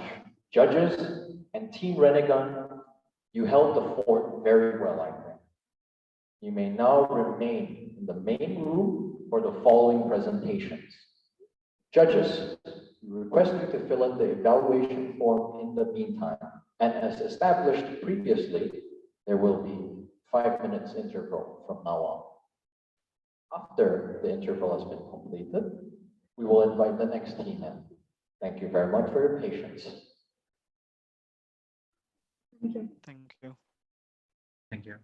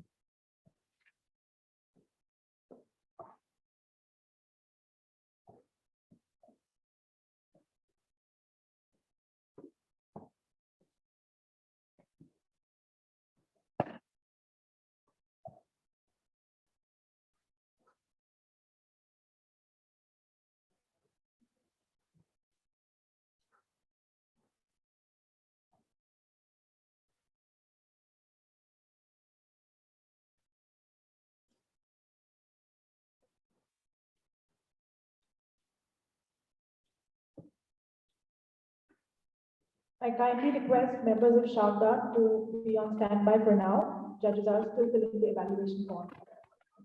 All right. Nafis, start presenting the slide. Just keep the slide open, maybe.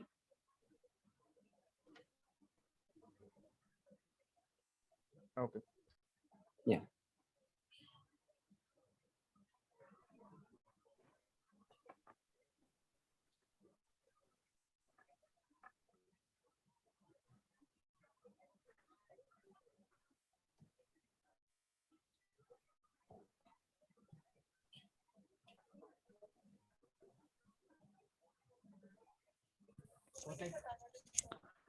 Team Sharkdar, please give us a moment. We will explain the rule before you present. All right. Sure.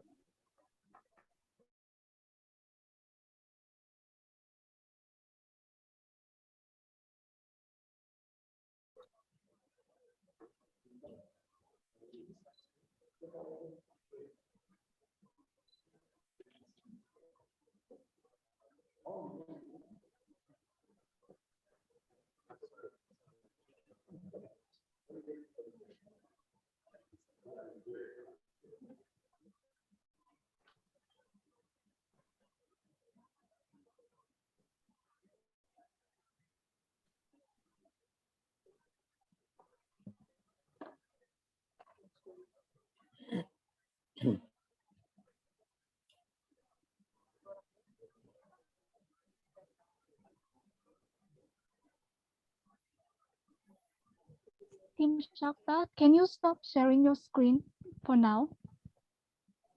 Yes, sure. Thank you.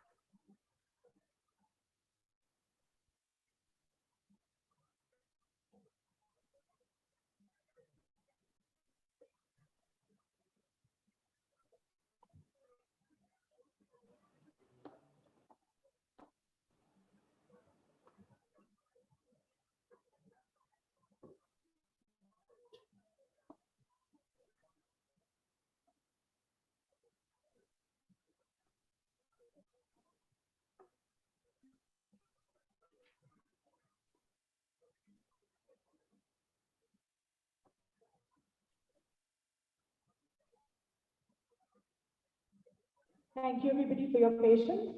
Now I kindly request Team Shavda to pay attention to the rules. So this session will be for 30 minutes, 15 minutes will be our presentation, and 10 minutes will be your Q&A. 5 minutes will be for rules. So for 5 minutes, we will ring the bell once. For 1 minute, we will ring the bell twice. And when time's up, we'll ring the bell continuously. We sincerely request you to stop presenting when the time is up, otherwise you will be disqualified. And after that, we'll be pursuing with the Q&A round. So please start with your screen sharing and signal us when you're ready, and we shall begin. Nafis, please share the screen. Thank you. Done. Okay, I think we are ready with the countdown. Yes, please start. Okay. In this ever-changing world of business, this is the era of data and information.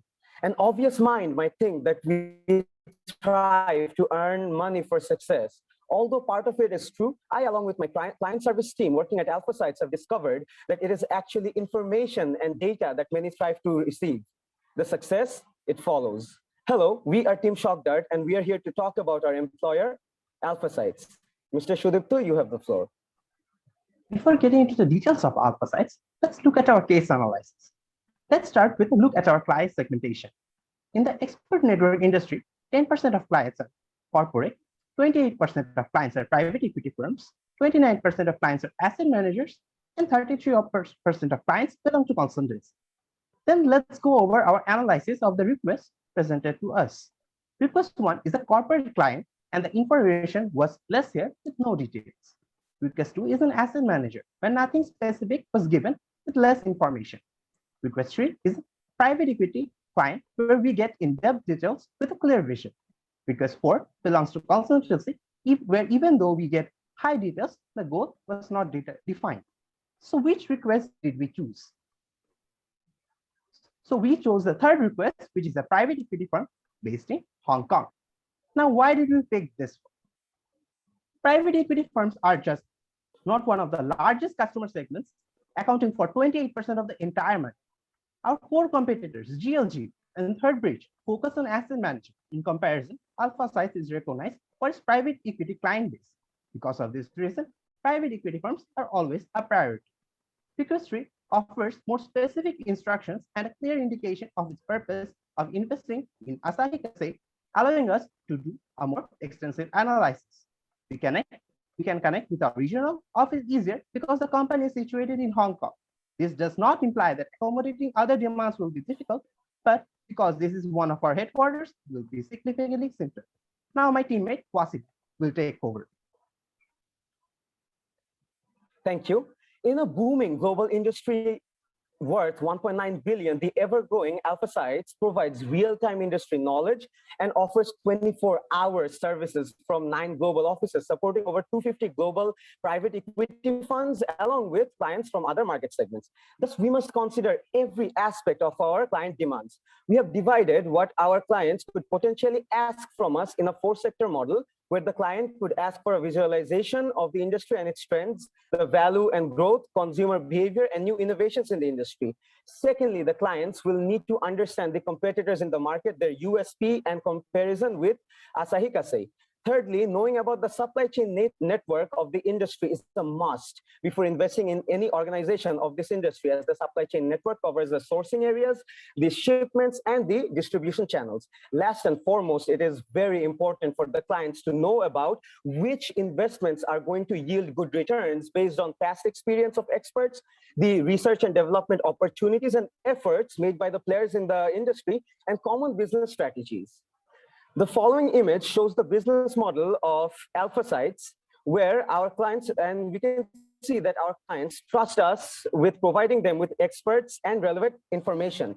They provide that through our very well-planned business model. At AlphaSites, we offer already present experts in database, or we find our relevant expert based on the information that our client is seeking. And the process through which we do select and connect our experts with our clients is the BREAD process. And we will speak in details about this process and the specific selected experts in our presentation today. Up until now, we have talked about the BREAD process, and now let us focus. Up until now, we have talked about the brief of the BREAD process. Now let's focus on the key market players, which will be the research sector of our BREAD process. Nafis, would you please change the slides? Thank you. Here, we will talk about the key market players and the influence in the industry. Toray Japan is an organization that works with all the relevant sectors in question, but their GPRV report shows that they are undervalued with a market capital of $7.7 billion with total sales of around 850K in one annum. The next market player in question is Station Limited, who also work in all sectors but run a low-risk business with a market capital of only $2.1 billion and a comparatively lower sales tending to 80K in the recent annum. Aquafil Global is a chemical products focused organization who also run a low risk business with a booming market capital of $403.3 billion and a total sales of almost 550K. And they are actually our biggest competitors in terms of market capital. Moving on, Lenzing AG is also a chemical products company who also have a major role in the housing materials sector with a high growth business, a market capital of 2.4 billion and a total sales tending to 2.5K. Roche, a medical device and pharmaceuticals company, is also a major player with high profitability, a relevantly high market capital, and a relatively mediocre sales. Philips is another competitor in the medical devices sector with their successful business and annum sales tending to around 100K. Siemens is a major player in the building materials sector with a huge business growth, a market capital of 96.6 billion, and a sales tending to 100K. Last but not the least, another player in the market in the pharmaceuticals department is Pfizer with high profitability and relatively high market capitals with decent amount of sales. Here in this industry and market analysis, we try to show the different sectors that our company works on and the competitors that we have in this industry in various sectors, both locally and globally. Moving on, my partner Nafis will present the rest of the slides.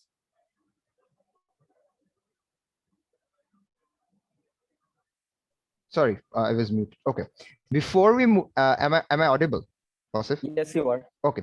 So before we move on to the selected advisors for this particular role, we first would like to shed some light on how did we do it. We looked into 3 key areas. Number one, the current market analysis you see, former employees and current employees of these particular companies and competitors and companies that are within this industry and employees that are working over here. Secondly, we have looked into researcher. For example, university professor, university researcher, any other general NGO researcher or government organization researchers. And thirdly, we have looked into the former employees of Asai Kasai who can help us in this regard. So based on all these 3 departments, we have first selected our tier 1.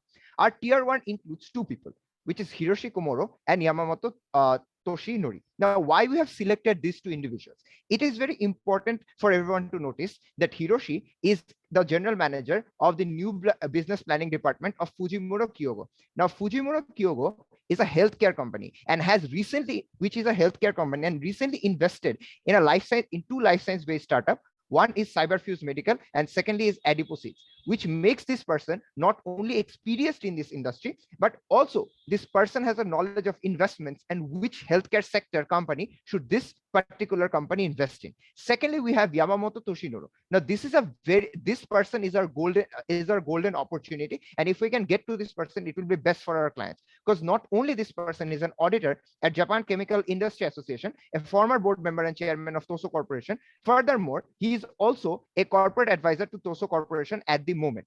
Therefore, this person is not only highly knowledgeable of the chemical and healthcare industry, but also know the key players. What is the value chain? What is the supply chain? What are the key players looking for? This person can provide the entire package, and this is clearly the person that we want at most. Secondly, we have a tier 2. Now, these people don't have as much as experience as tier 1, but these people certainly something that we cannot look away from. Why is that? First of all, this particular employee, Shun Ohama, is a former marketing and business development lead of Asai Kasai, which means that this person has a knowledge of what sort of business ventures does Asai Kasai look for. Secondly, this person is also currently working at a venture capital, which he founded himself. This person is an ideal person who has investment knowledge and knowledge of the industry that is in question. Secondly, we have a competitor, which is Atsui Ibina, currently working at Tenzin Pharma, which is one of the biggest competitors, as you saw in our competitor analysis. And this person has 10+ years of experience in this particular field. Our other 2 members of the tier 2 is Maki Umemura and Yusuke Kitagawa. Now, why we have selected them? Now, as I have mentioned earlier, we have selected researchers as well as professionals. As you can see, Maki Umemura is a researcher currently doing research at Cardiff University and is also author of the book, Japanese Pharmaceutical Industry, Its Evolution and Current Challenges. This person may not be a professional, but has one of the most robust information about the entire industry and also has information of other Asian markets within this region. And finally, we look into Yusuke Kitagawa, who has 20+ years of experience, currently working in Sumitomo Chemical, which is a competitor of Asai Kasai as well. Finally, our tier 3. Now, why these people are in tier 3 and not one of the tiers above?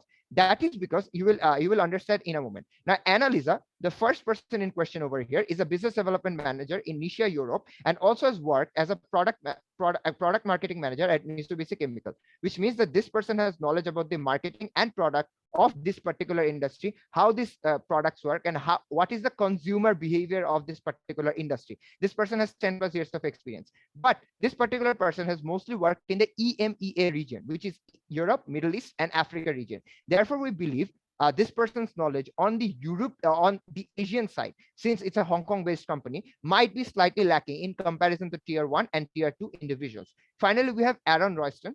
Aaron Royston is currently in a partnership with IOCC, which means that this person must have knowledge of what IOCC works for, what are the things they are looking for, and what sort of mentality they bear. But this, and alongside that, this person has a 7 years of experience in biotech and pharmaceuticals. But this person's experience is slightly below all the other individuals that we have mentioned. And this person is only there for the investment. So we don't have complete knowledge of whether this person can help or not. More research on this particular 2 individuals is necessary. Now, how do we evaluate which person is good and which person is bad? Therefore, we have presented a very simple model, and we have ensured that the questions that we ask are similar for every single individual, as we want to hold them under the same metrics rather than different metrics. Now, why we will ask these 3 questions? The past, present, and future model. The past, we evaluate how much they already know about the growth and factors that are responsible in this industry. For example, what has resulted past pharmaceutical companies to success? What has resulted them to fail? The present is to evaluate, do they know what are the current practices and standards these companies are following? And finally, in the future, we will to evaluate future, we will ask them what are the things that they might face in the future. Do they know the future trends? Do they know where this industry is moving? Do they know the key players like of IOCC, such as Tenzin and Sumitomo companies? Where are they headed towards? So these things are important.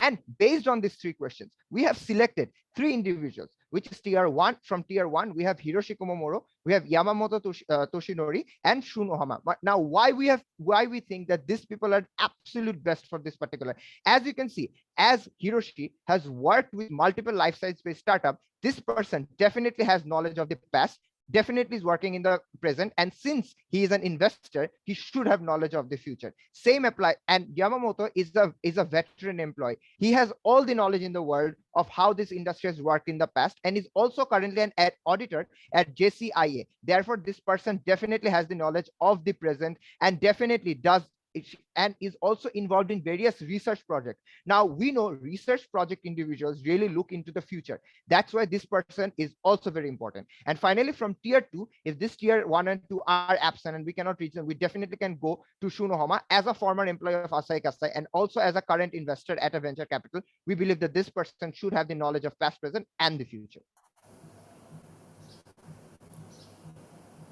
Now, as we have created a short list of role experts that we can onboard, we will need to find an effective way to communicate with them to send our proposal. Firstly, we will collect their emails through directory sites, LinkedIn sales tool, or Leadlippus software, and we will be connecting them through business emails with these experts, and invite them on a one-on-one meeting to discuss about the prospectus. The mail will also contain short attachments about our company, the services portfolio, and the probable clients and experts that we have.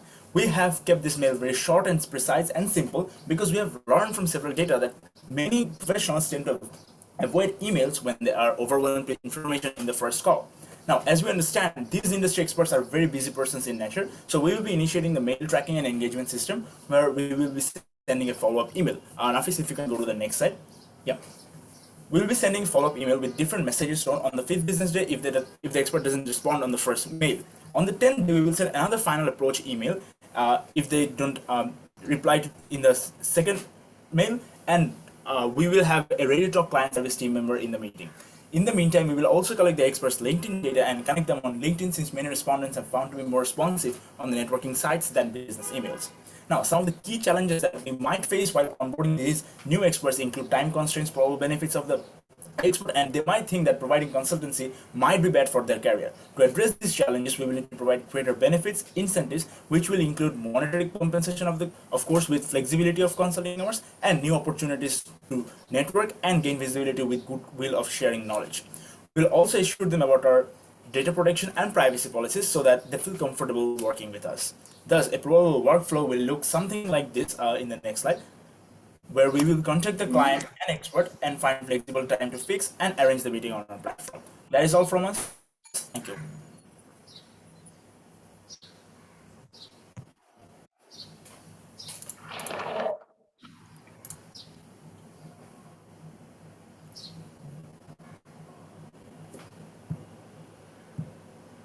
Thank you, Team Shavdad, for that excellent presentation. There were some marvelous insights. I kindly request judges online to go ahead, unmute themselves, and ask questions to Shavdad. Great. Yeah, I will jump in for the first two questions, actually. Thank you so much for the presentation. My question will be more regarding the types of experts that you've chosen and why specifically. So the first one I wanted to clarify is, at AlphaSites, we really focus on identifying experts who have the direct experience, the firsthand experience in the industry or even the company. I'm aware that your tier one experts, or of the three that you chose, so Hiroshi and Yamamoto, weren't directly at Asahi Kansei. So I'm curious why you would still select tier one, them as the tier one experts, even though they don't have that direct experience in that company of interest, Asahi Kansei. Okay, so we have thought about it in the past, and initially, I don't know how this happened. So we initially put this person in tier one, but the reason we moved this person to tier two is primarily understand that the company that is in question, which is the private equity investment firm, this person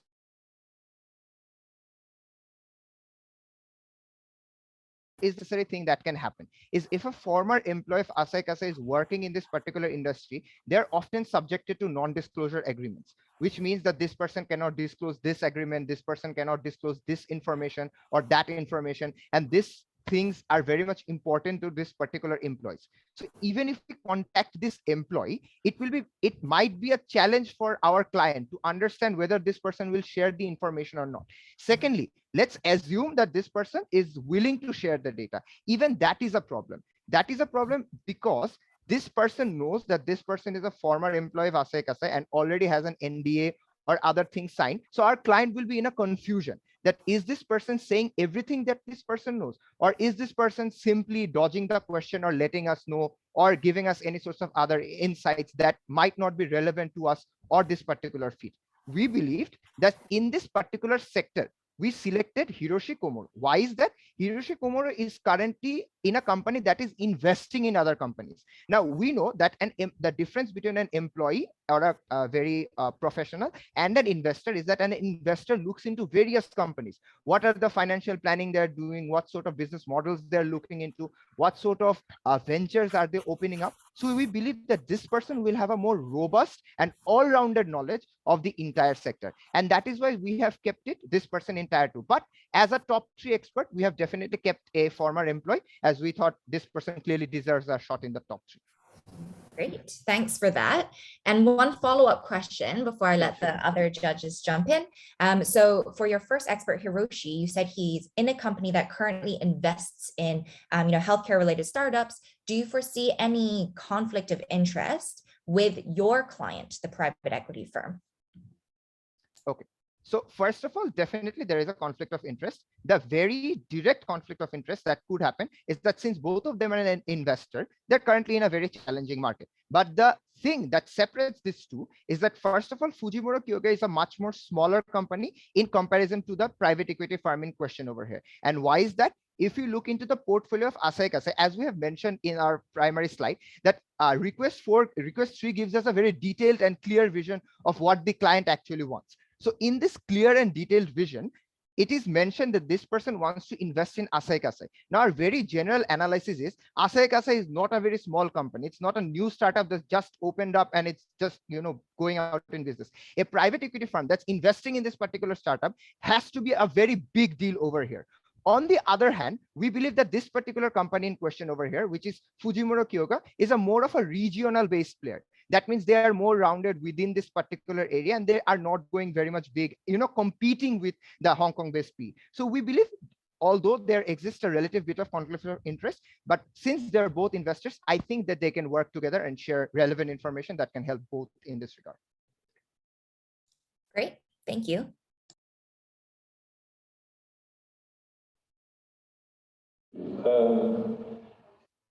You've done a very good job of presenting, but I'm more interested in your feasibility, a little bit like the last question, except I'm going to go into it a bit more.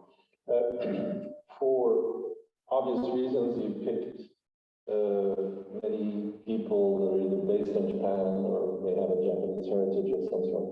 And but the question works for any any country that you're working in, there may be some cultural challenges to getting some people, especially in your tier 2, tier 3, to even talk to you. And because in some cultures, when somebody asks you these kinds of questions, you don't answer, number one. And number two, especially if you do it by mail, I mean, frankly, it would just go into the folder of, I'll look at it in 90 days. I'm just wondering, as a general matter, not on this specific issue, this specific company that you've done, but as a general matter, how does culture affect the ability to communicate in this kind of mode? Okay, sir. To answer that particular. Okay. Hello, am I audible? Hello. Hello, am I audible?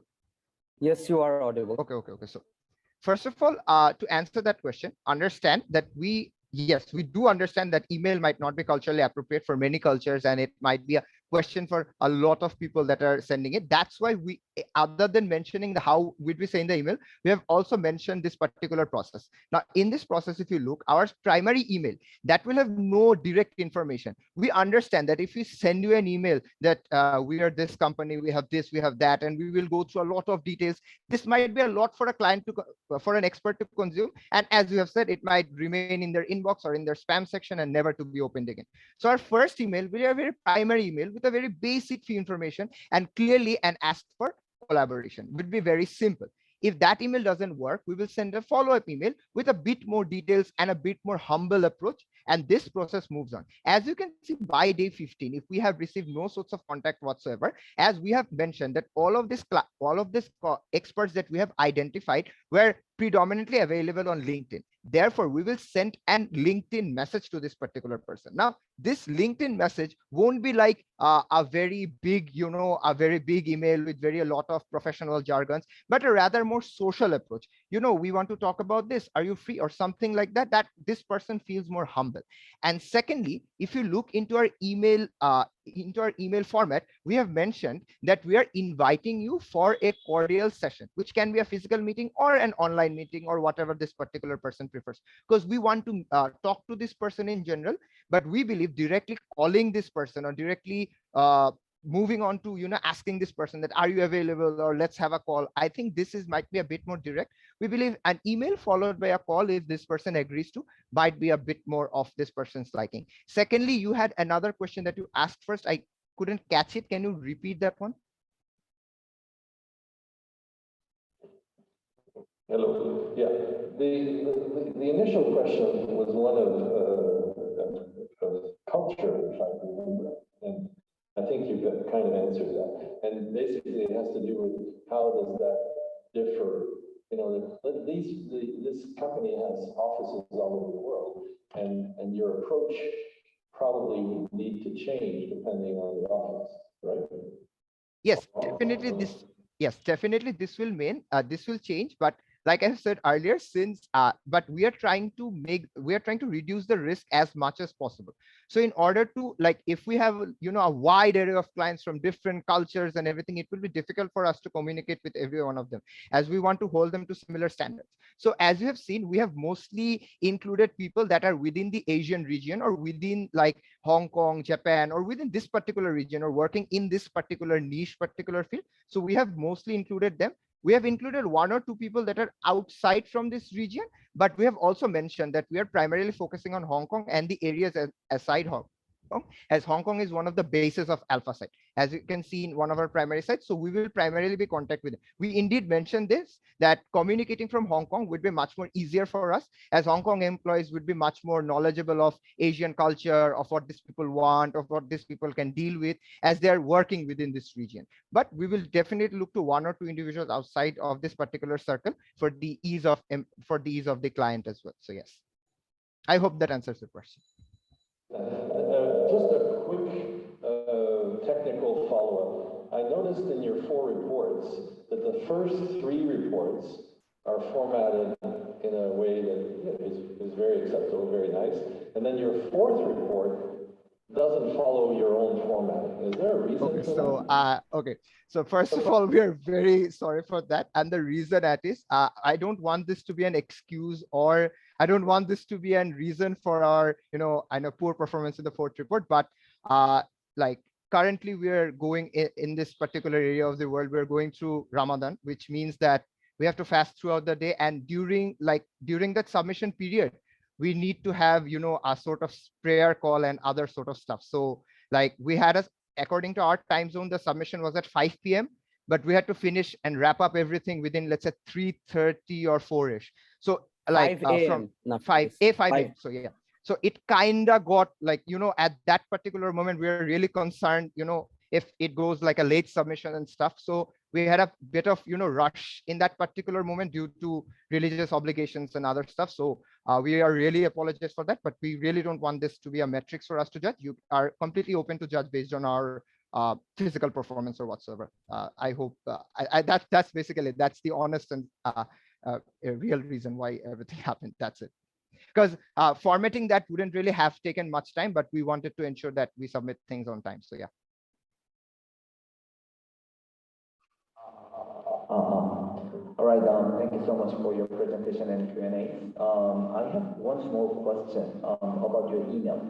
It was really impressive that you went through all the troubles to find the good candidates for the potential advisors. Well, it was really impressive. I will say it again. But for your email, it was quite simple and short comparing to the other the emails that they presented in the previous two presentations. So what do you think that your email? What do you think that makes your email compelling or the persuasive than other two other different emails? Okay, so Nafis, I'll take this one. Nafis, I'll take this one. Okay, thank you, sir. As my partner Nafis already explained in our expert acquisition timeline slide, we will send a primary email, then a follow-up email after 5 days if you get no response, and then a final approach email, and moving on to LinkedIn.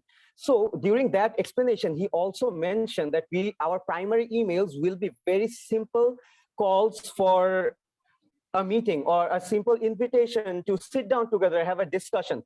The reason behind this is we don't want to be very sudden to our experts, because these people are major players and leaders in the market. If we are just direct, there's a high possibility that they might not engage with us. That is why our email is actually very simple yet friendly. We cordially invite them to have a one-on-one meeting. We let them know that we have a simple 3-question evaluation system, and we say that we graciously wait their reply.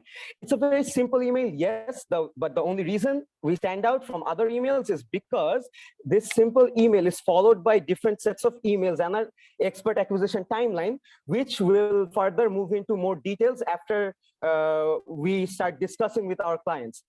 The primary reason being we want to be friendly, we want to be approachable, we want to be acceptable.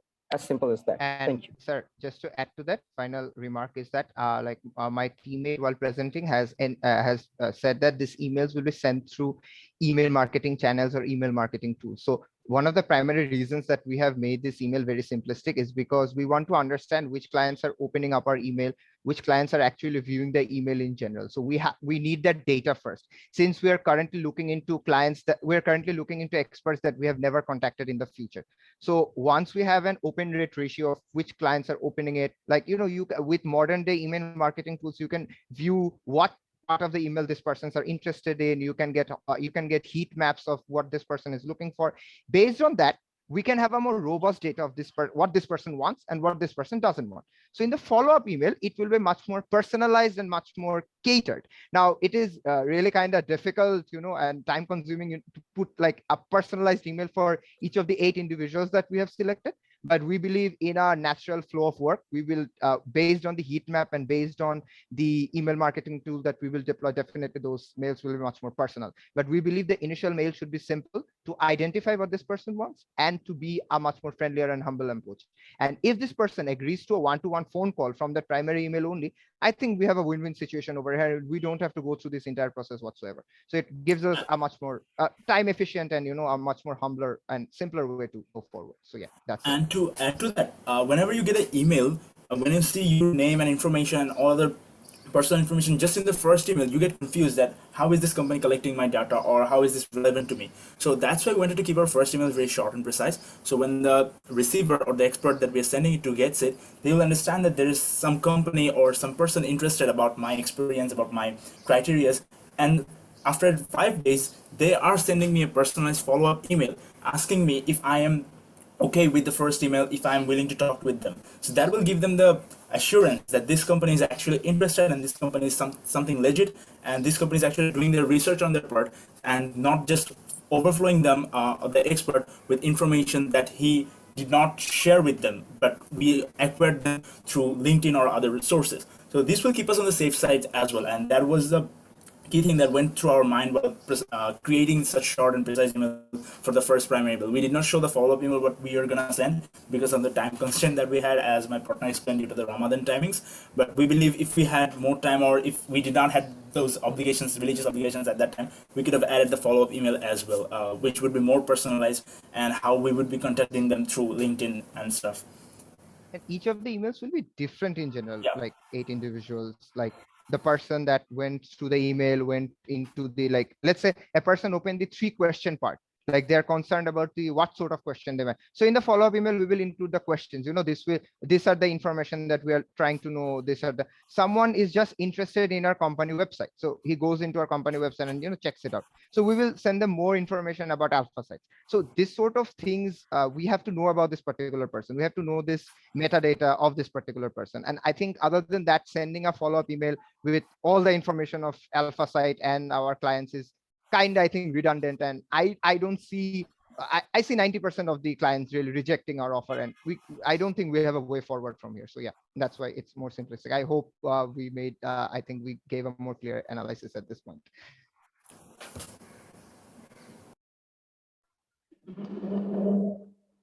Judges online, do you have any further question?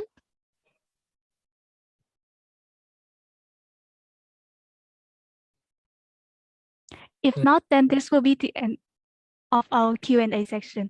Thank you, judges, and thank you, Team Shakdad. Thank you, everyone. Thank you, everyone.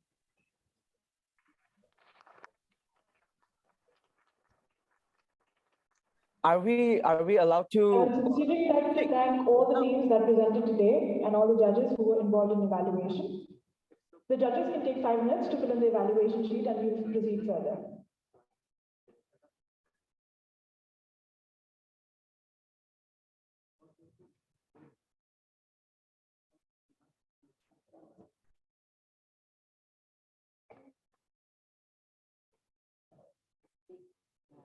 Just to bring you up to speed, this is to address our judges. You may proceed with your 5-minute evaluation and full evaluation in the actual breakout rooms for the online judges, and for the judges in person. We have also prepared a soundproof room for you to commit to your deliberation. So we now request our judges to enter the breakout rooms and the deliberation room for the final deliberation. While we wait for the judges to decide the winners for the day, we have some rousing performances from APU. Absolutely. First off, we would like to bring you a melodious performance by Yuna and Pun. They are both first-year students who have just arrived in Japan, just short of a few weeks ago. Today, they will be performing One Only by Pamungkas. Everybody, give a warm welcome for Yuna and Pun.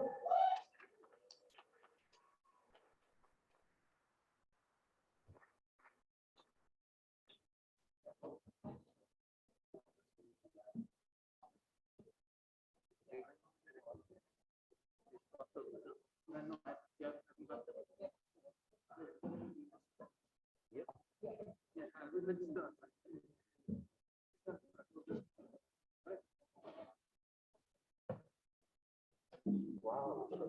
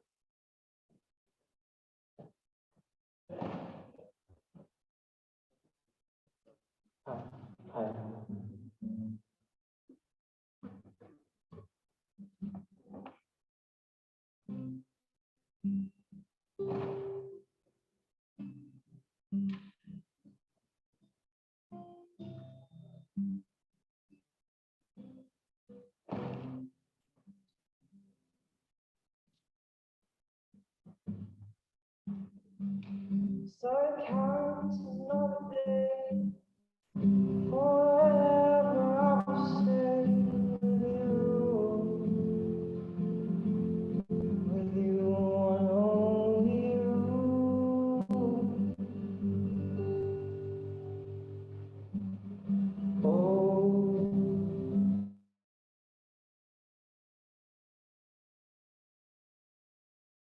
silver stripes alone, hiding, waiting. Well, I am here. I am standing still, stare at you only. Everything is blurry. All I want is just to stay. You can't shake me. I've been there. Let go. The talking and the walking. I will give you all my love.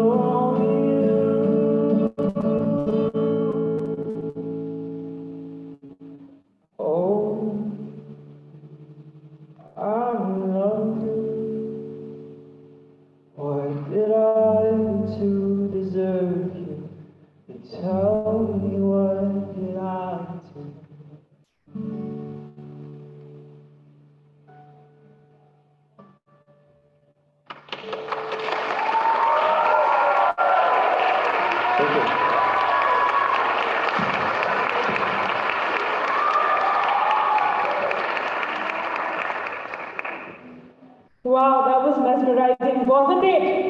Can I have a big round of applause for Yuna and Noor? Well done. Okay, next up, it's time to welcome Mark Reed. He is another first-year student from India. He shares extraordinary love for music, and last year he released 2 of his compositions. Today, he's going to be singing for us Better by Khalid and his own song, Weightless. So let's put your hands together as we welcome on stage Mark Reed.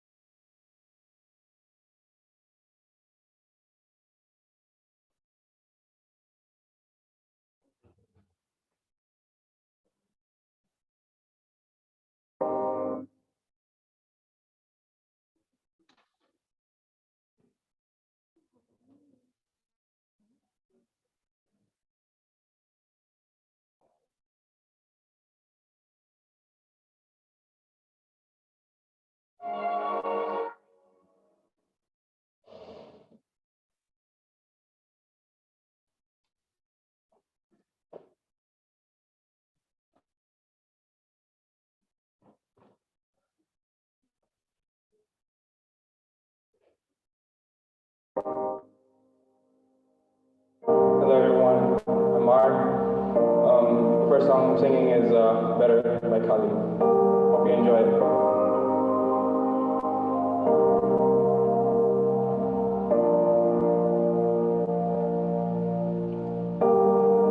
Let me see you shine in the night like the diamond bar. I'm good on the side, just on me in the dark. No one's gotta know what we do if we don't play ball. No, 'cause I live by the streets of me when you need is yours. All I hear is nothing feels better than this, nothing feels better, nothing feels better than this, nothing feels better. No. We don't gotta hide, this is what you love, but you say we're just friends, but I swear nobody's found. I keep my hand around your neck, to connect. I am so high the other night.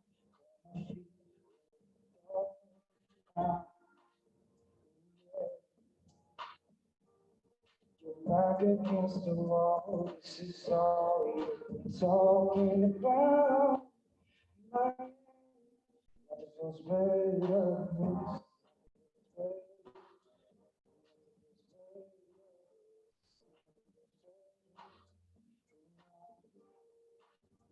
Don't gotta hide, this is what you like.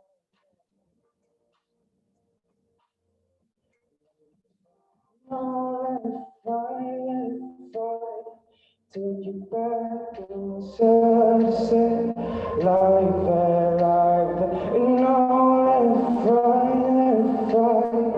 Take you back and sunset, like nothing feels better than this. Nothing feels better.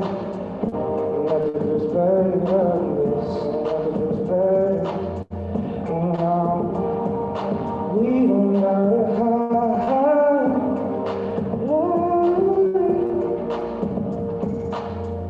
Nothing feels better than this.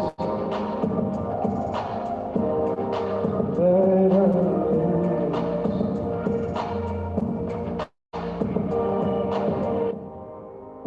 Yes, that was better, guys. song is my second song that I released last year. It's called Weightless. I made it with my friend. His name is BTG Click. He produced it for me, and I really love this song. I really love it. So I hope you guys love it as well. I love you too.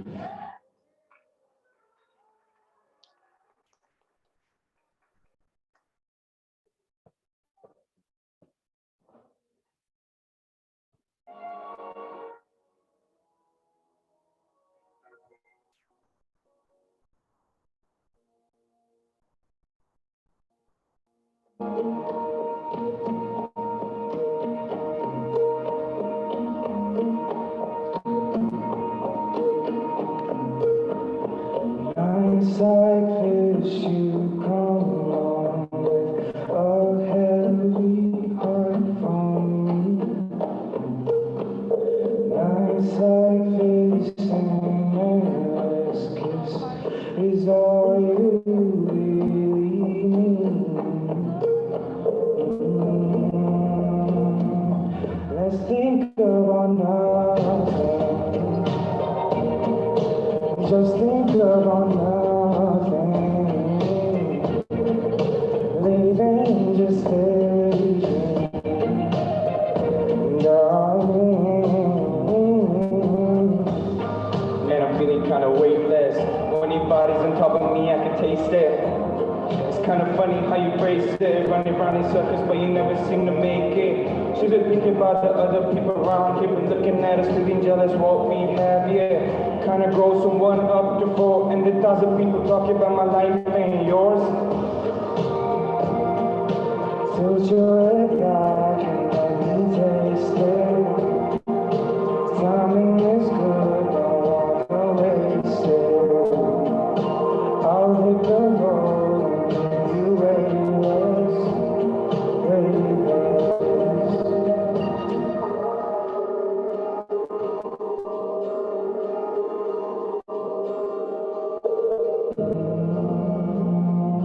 Let's think about nothing. Just think about nothing. Leaving just steady dream, darling. Tilt your head back and let me taste it. Timing is good, don't wanna waste it. I'll take the road and you weightless, weightless. Tilt your head back and let me taste it. Timing is good, don't wanna waste it. I'll take the road and you weightless, weightless. Thank you, everyone. I love you so much. I love you all. Yeah.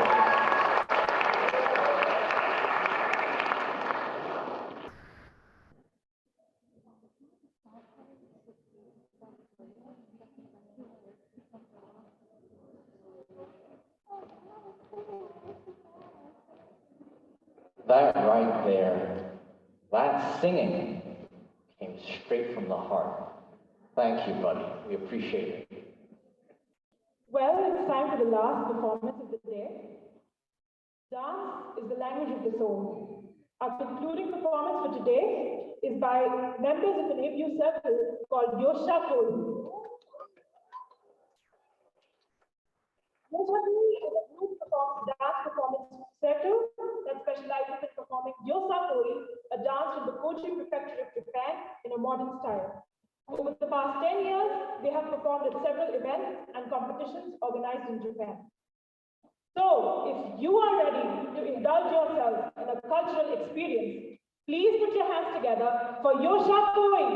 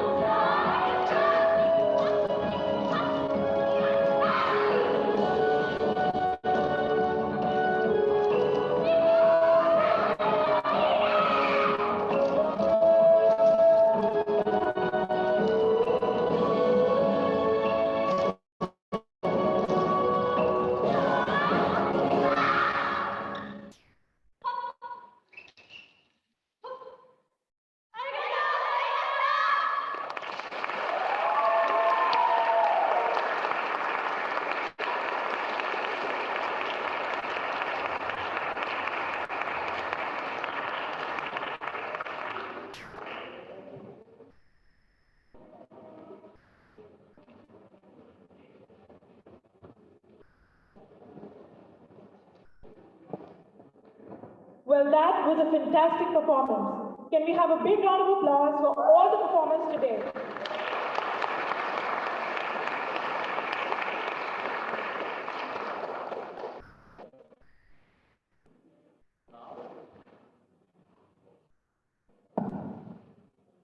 Now we would like to announce a modest break of say 5 to 8 minutes while the judges are still deliberating. Just a small break, go out and see some sunlight. It's pretty dark in here, get some fresh air. See you all in 8 minutes where we will announce the final winners of IOCC 2022.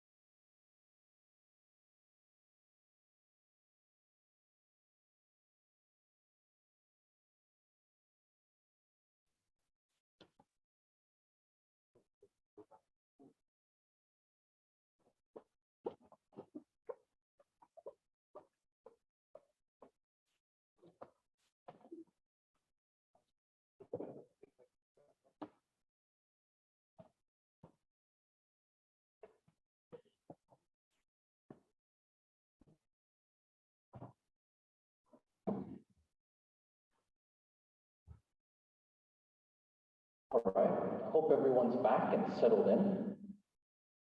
Finally, it is now time for the most awaited moment of this evening.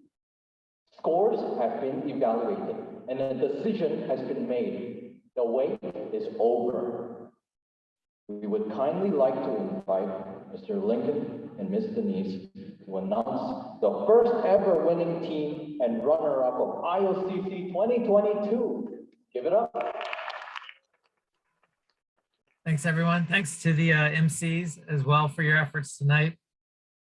This was actually really close. That's why it took so long for the judges to deliberate. I have the pleasure of announcing the runner-up team. This team, we thought, did a wonderful job with the slides, the pacing, the energy that they're bringing, the commercial thinking, the explanation of why they chose their case and why they chose their experts as they went through. Unfortunately, just edged out by the different judges for the other team. So as runner-up, Team Shock Dart.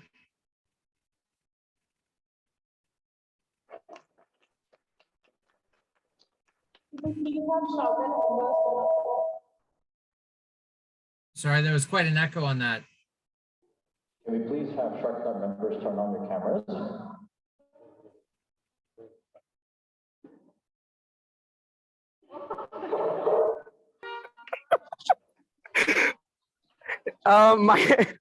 I have to check for my other team members. Is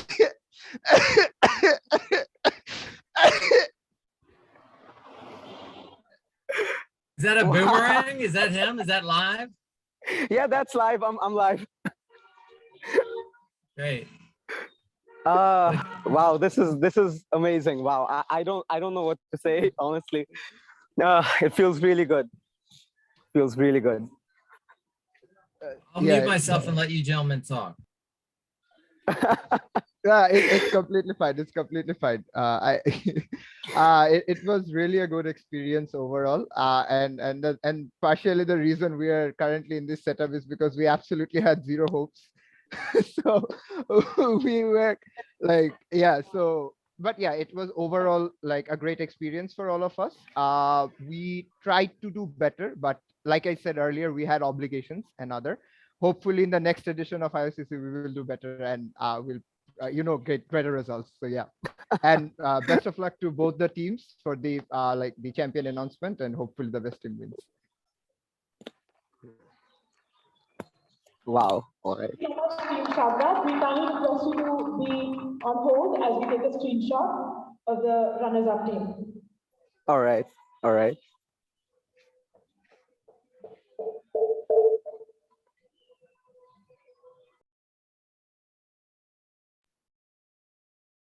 I don't think I need to be in the screenshot, do I? I think have the team members.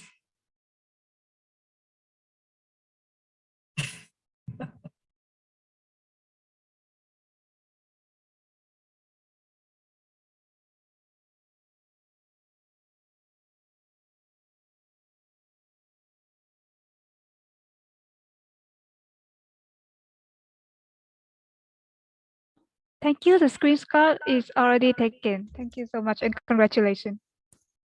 All right. Thank you. Thank you. Best of luck to the other teams.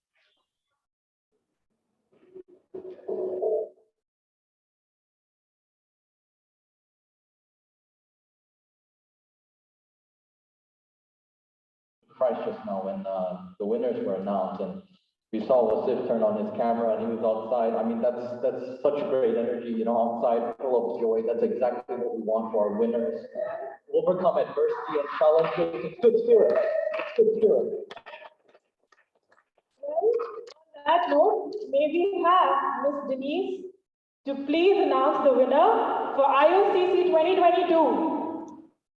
Perfect. Great. Well, thank you so much for giving me this opportunity. I'm very honored to be able to announce the winner for this competition. I think before going into that, just want to give a huge shout out to all participating teams. It is a very unique case, so hopefully you have a glimpse of what we do here at AlphaSites, and I know it was challenging within the time frame as well. So as Lincoln mentioned, this was a very close call between the winning team and the runner-up, and that's why it took us so long. But the reason why this winning team stood out to the judges is because of the way they approached the case in a very structured, concise manner. They thoroughly broke down the different parts of the value chain and identified the key problems of the client, which is what we do in the day-to-day at AlphaSites. The experts that they provided were also from 3 different parts of the value chain at different perspectives. They highlight the rationale behind each choice, and they also leverage very creative ways in identifying the experts. I won't share what that is, as that would give away, who that winning team is. On a more qualitative side, great presentation skills, good opening, closing remarks, the pacing, didn't have to rush through the presentation. And I think the biggest thing that stood out to us judges was their strong communication skills, strong client first mindset, and handling all of the challenges and questions from the judges with humility, confidently, and was trying to engage with us as judges of the feedback we were providing. So without further ado, the winner of this year's IOCC is Team 1, Team Sputnik. Huge congratulations. We have a big round of applause to the team from APU. Well done.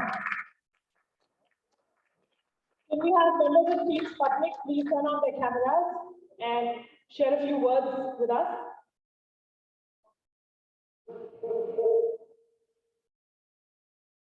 I would like to thank the organizing team and the honorable judges for giving us a chance to tackle a very interesting and new consulting case, which gave us so many learning lessons and got to experience the real world of consulting. And we hope to be able to utilize what we've learned in the future. Thank you.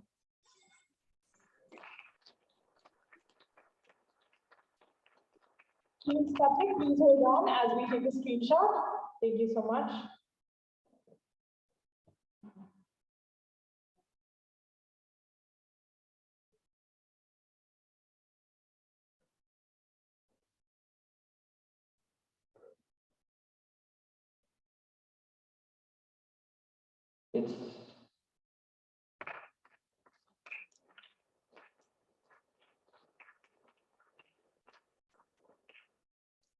It was a very interesting thing that Judge Denise also brought up. Look at their backgrounds. That's attention to detail right there, everyone. The devil's in the detail. Indeed, this is a special moment, and we'd also like to have our very own professor, even he also give a small speech. Give it up for Professor Lee.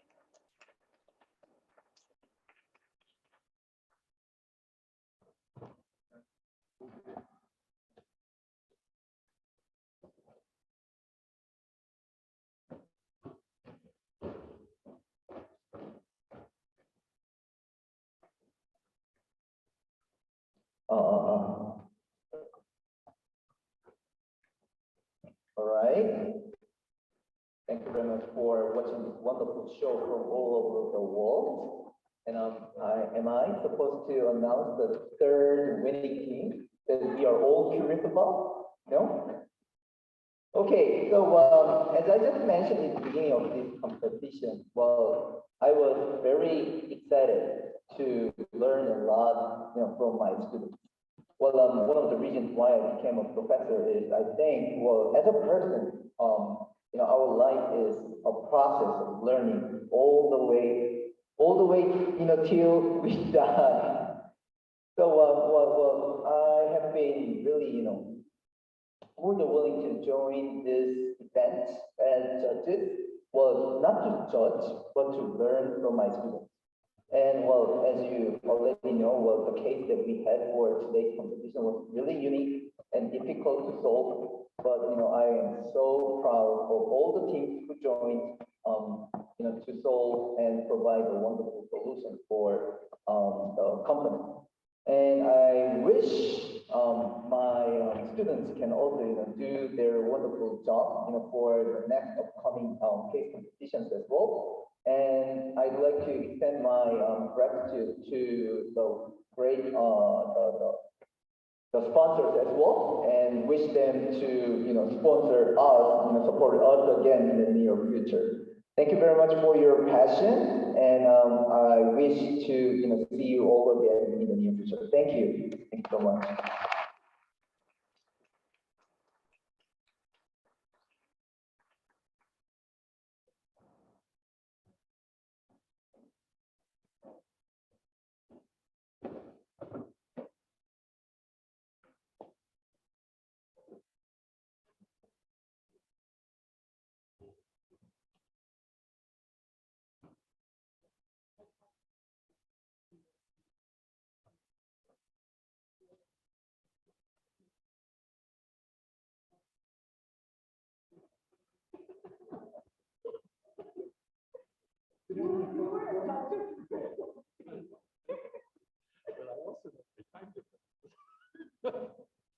Congratulations to all the winners and all those who took time to participate in IOCC 2022.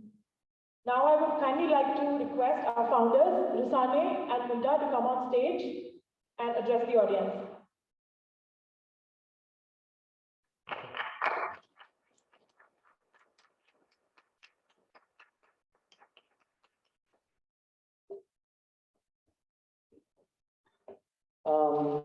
Thank you, everyone.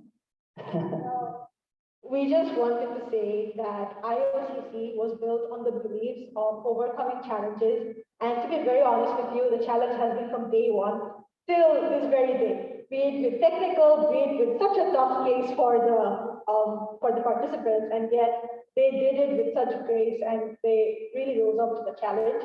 So we would like to thank all the parties, including sponsors, participants, and all the organizers who have rose up to the challenge and have proved themselves as winners. And let's not forget our dear professors. Without his support, this would not be possible at all. As students, we have only so many resources and we can only do so much.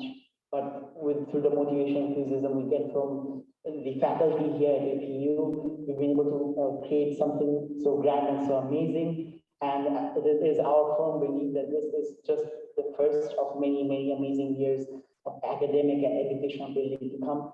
And obviously, I said this at the beginning, our staff as well, all the 50+ staff, you work day and night, you work online, then you came to Japan. While coming to Japan, you were, and so it's been challenge after challenge. However, through the support and through the love and through the community we have here, it's been possible, and I am very thankful, and so is Rizana for this community. And yes, thank you all very much, the participants as well, and congratulations. Thank you.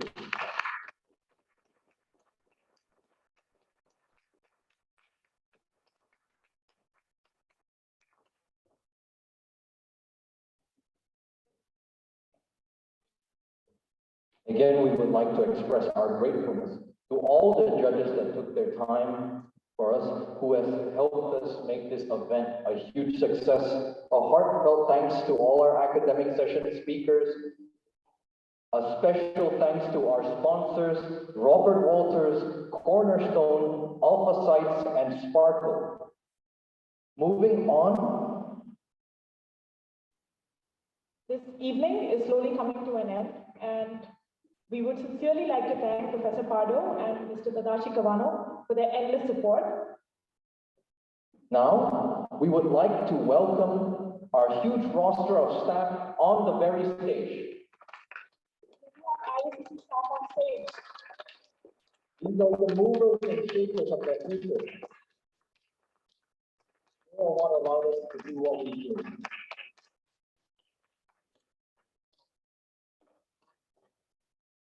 Guys, please welcome academics team and communications team, our marketing team. And last but not least, come on, guys. Don't be shy. Come on. This is our time for the spotlight, yeah? Can we have professors on stage too for a group picture?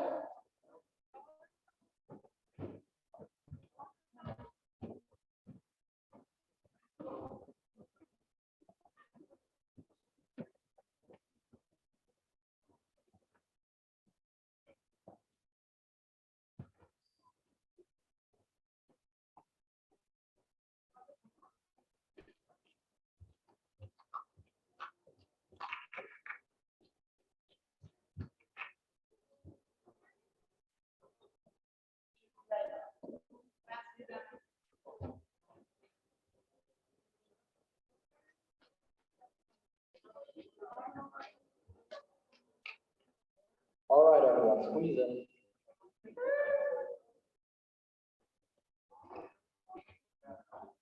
Last but not least, we also welcome our executive board members of IOCC 2022 on stage. And IOCC Executive Board have a cheer.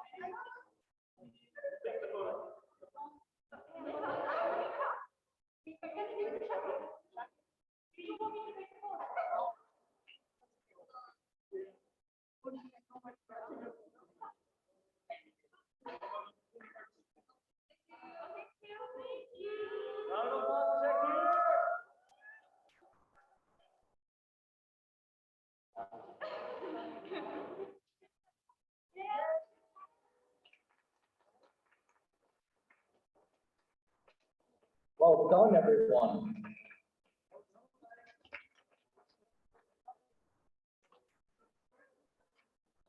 We thank our audience and every person in attendance for their kind support. They say beautiful things come to an end, and this shall do. So we will see you next year, IOCC 2023.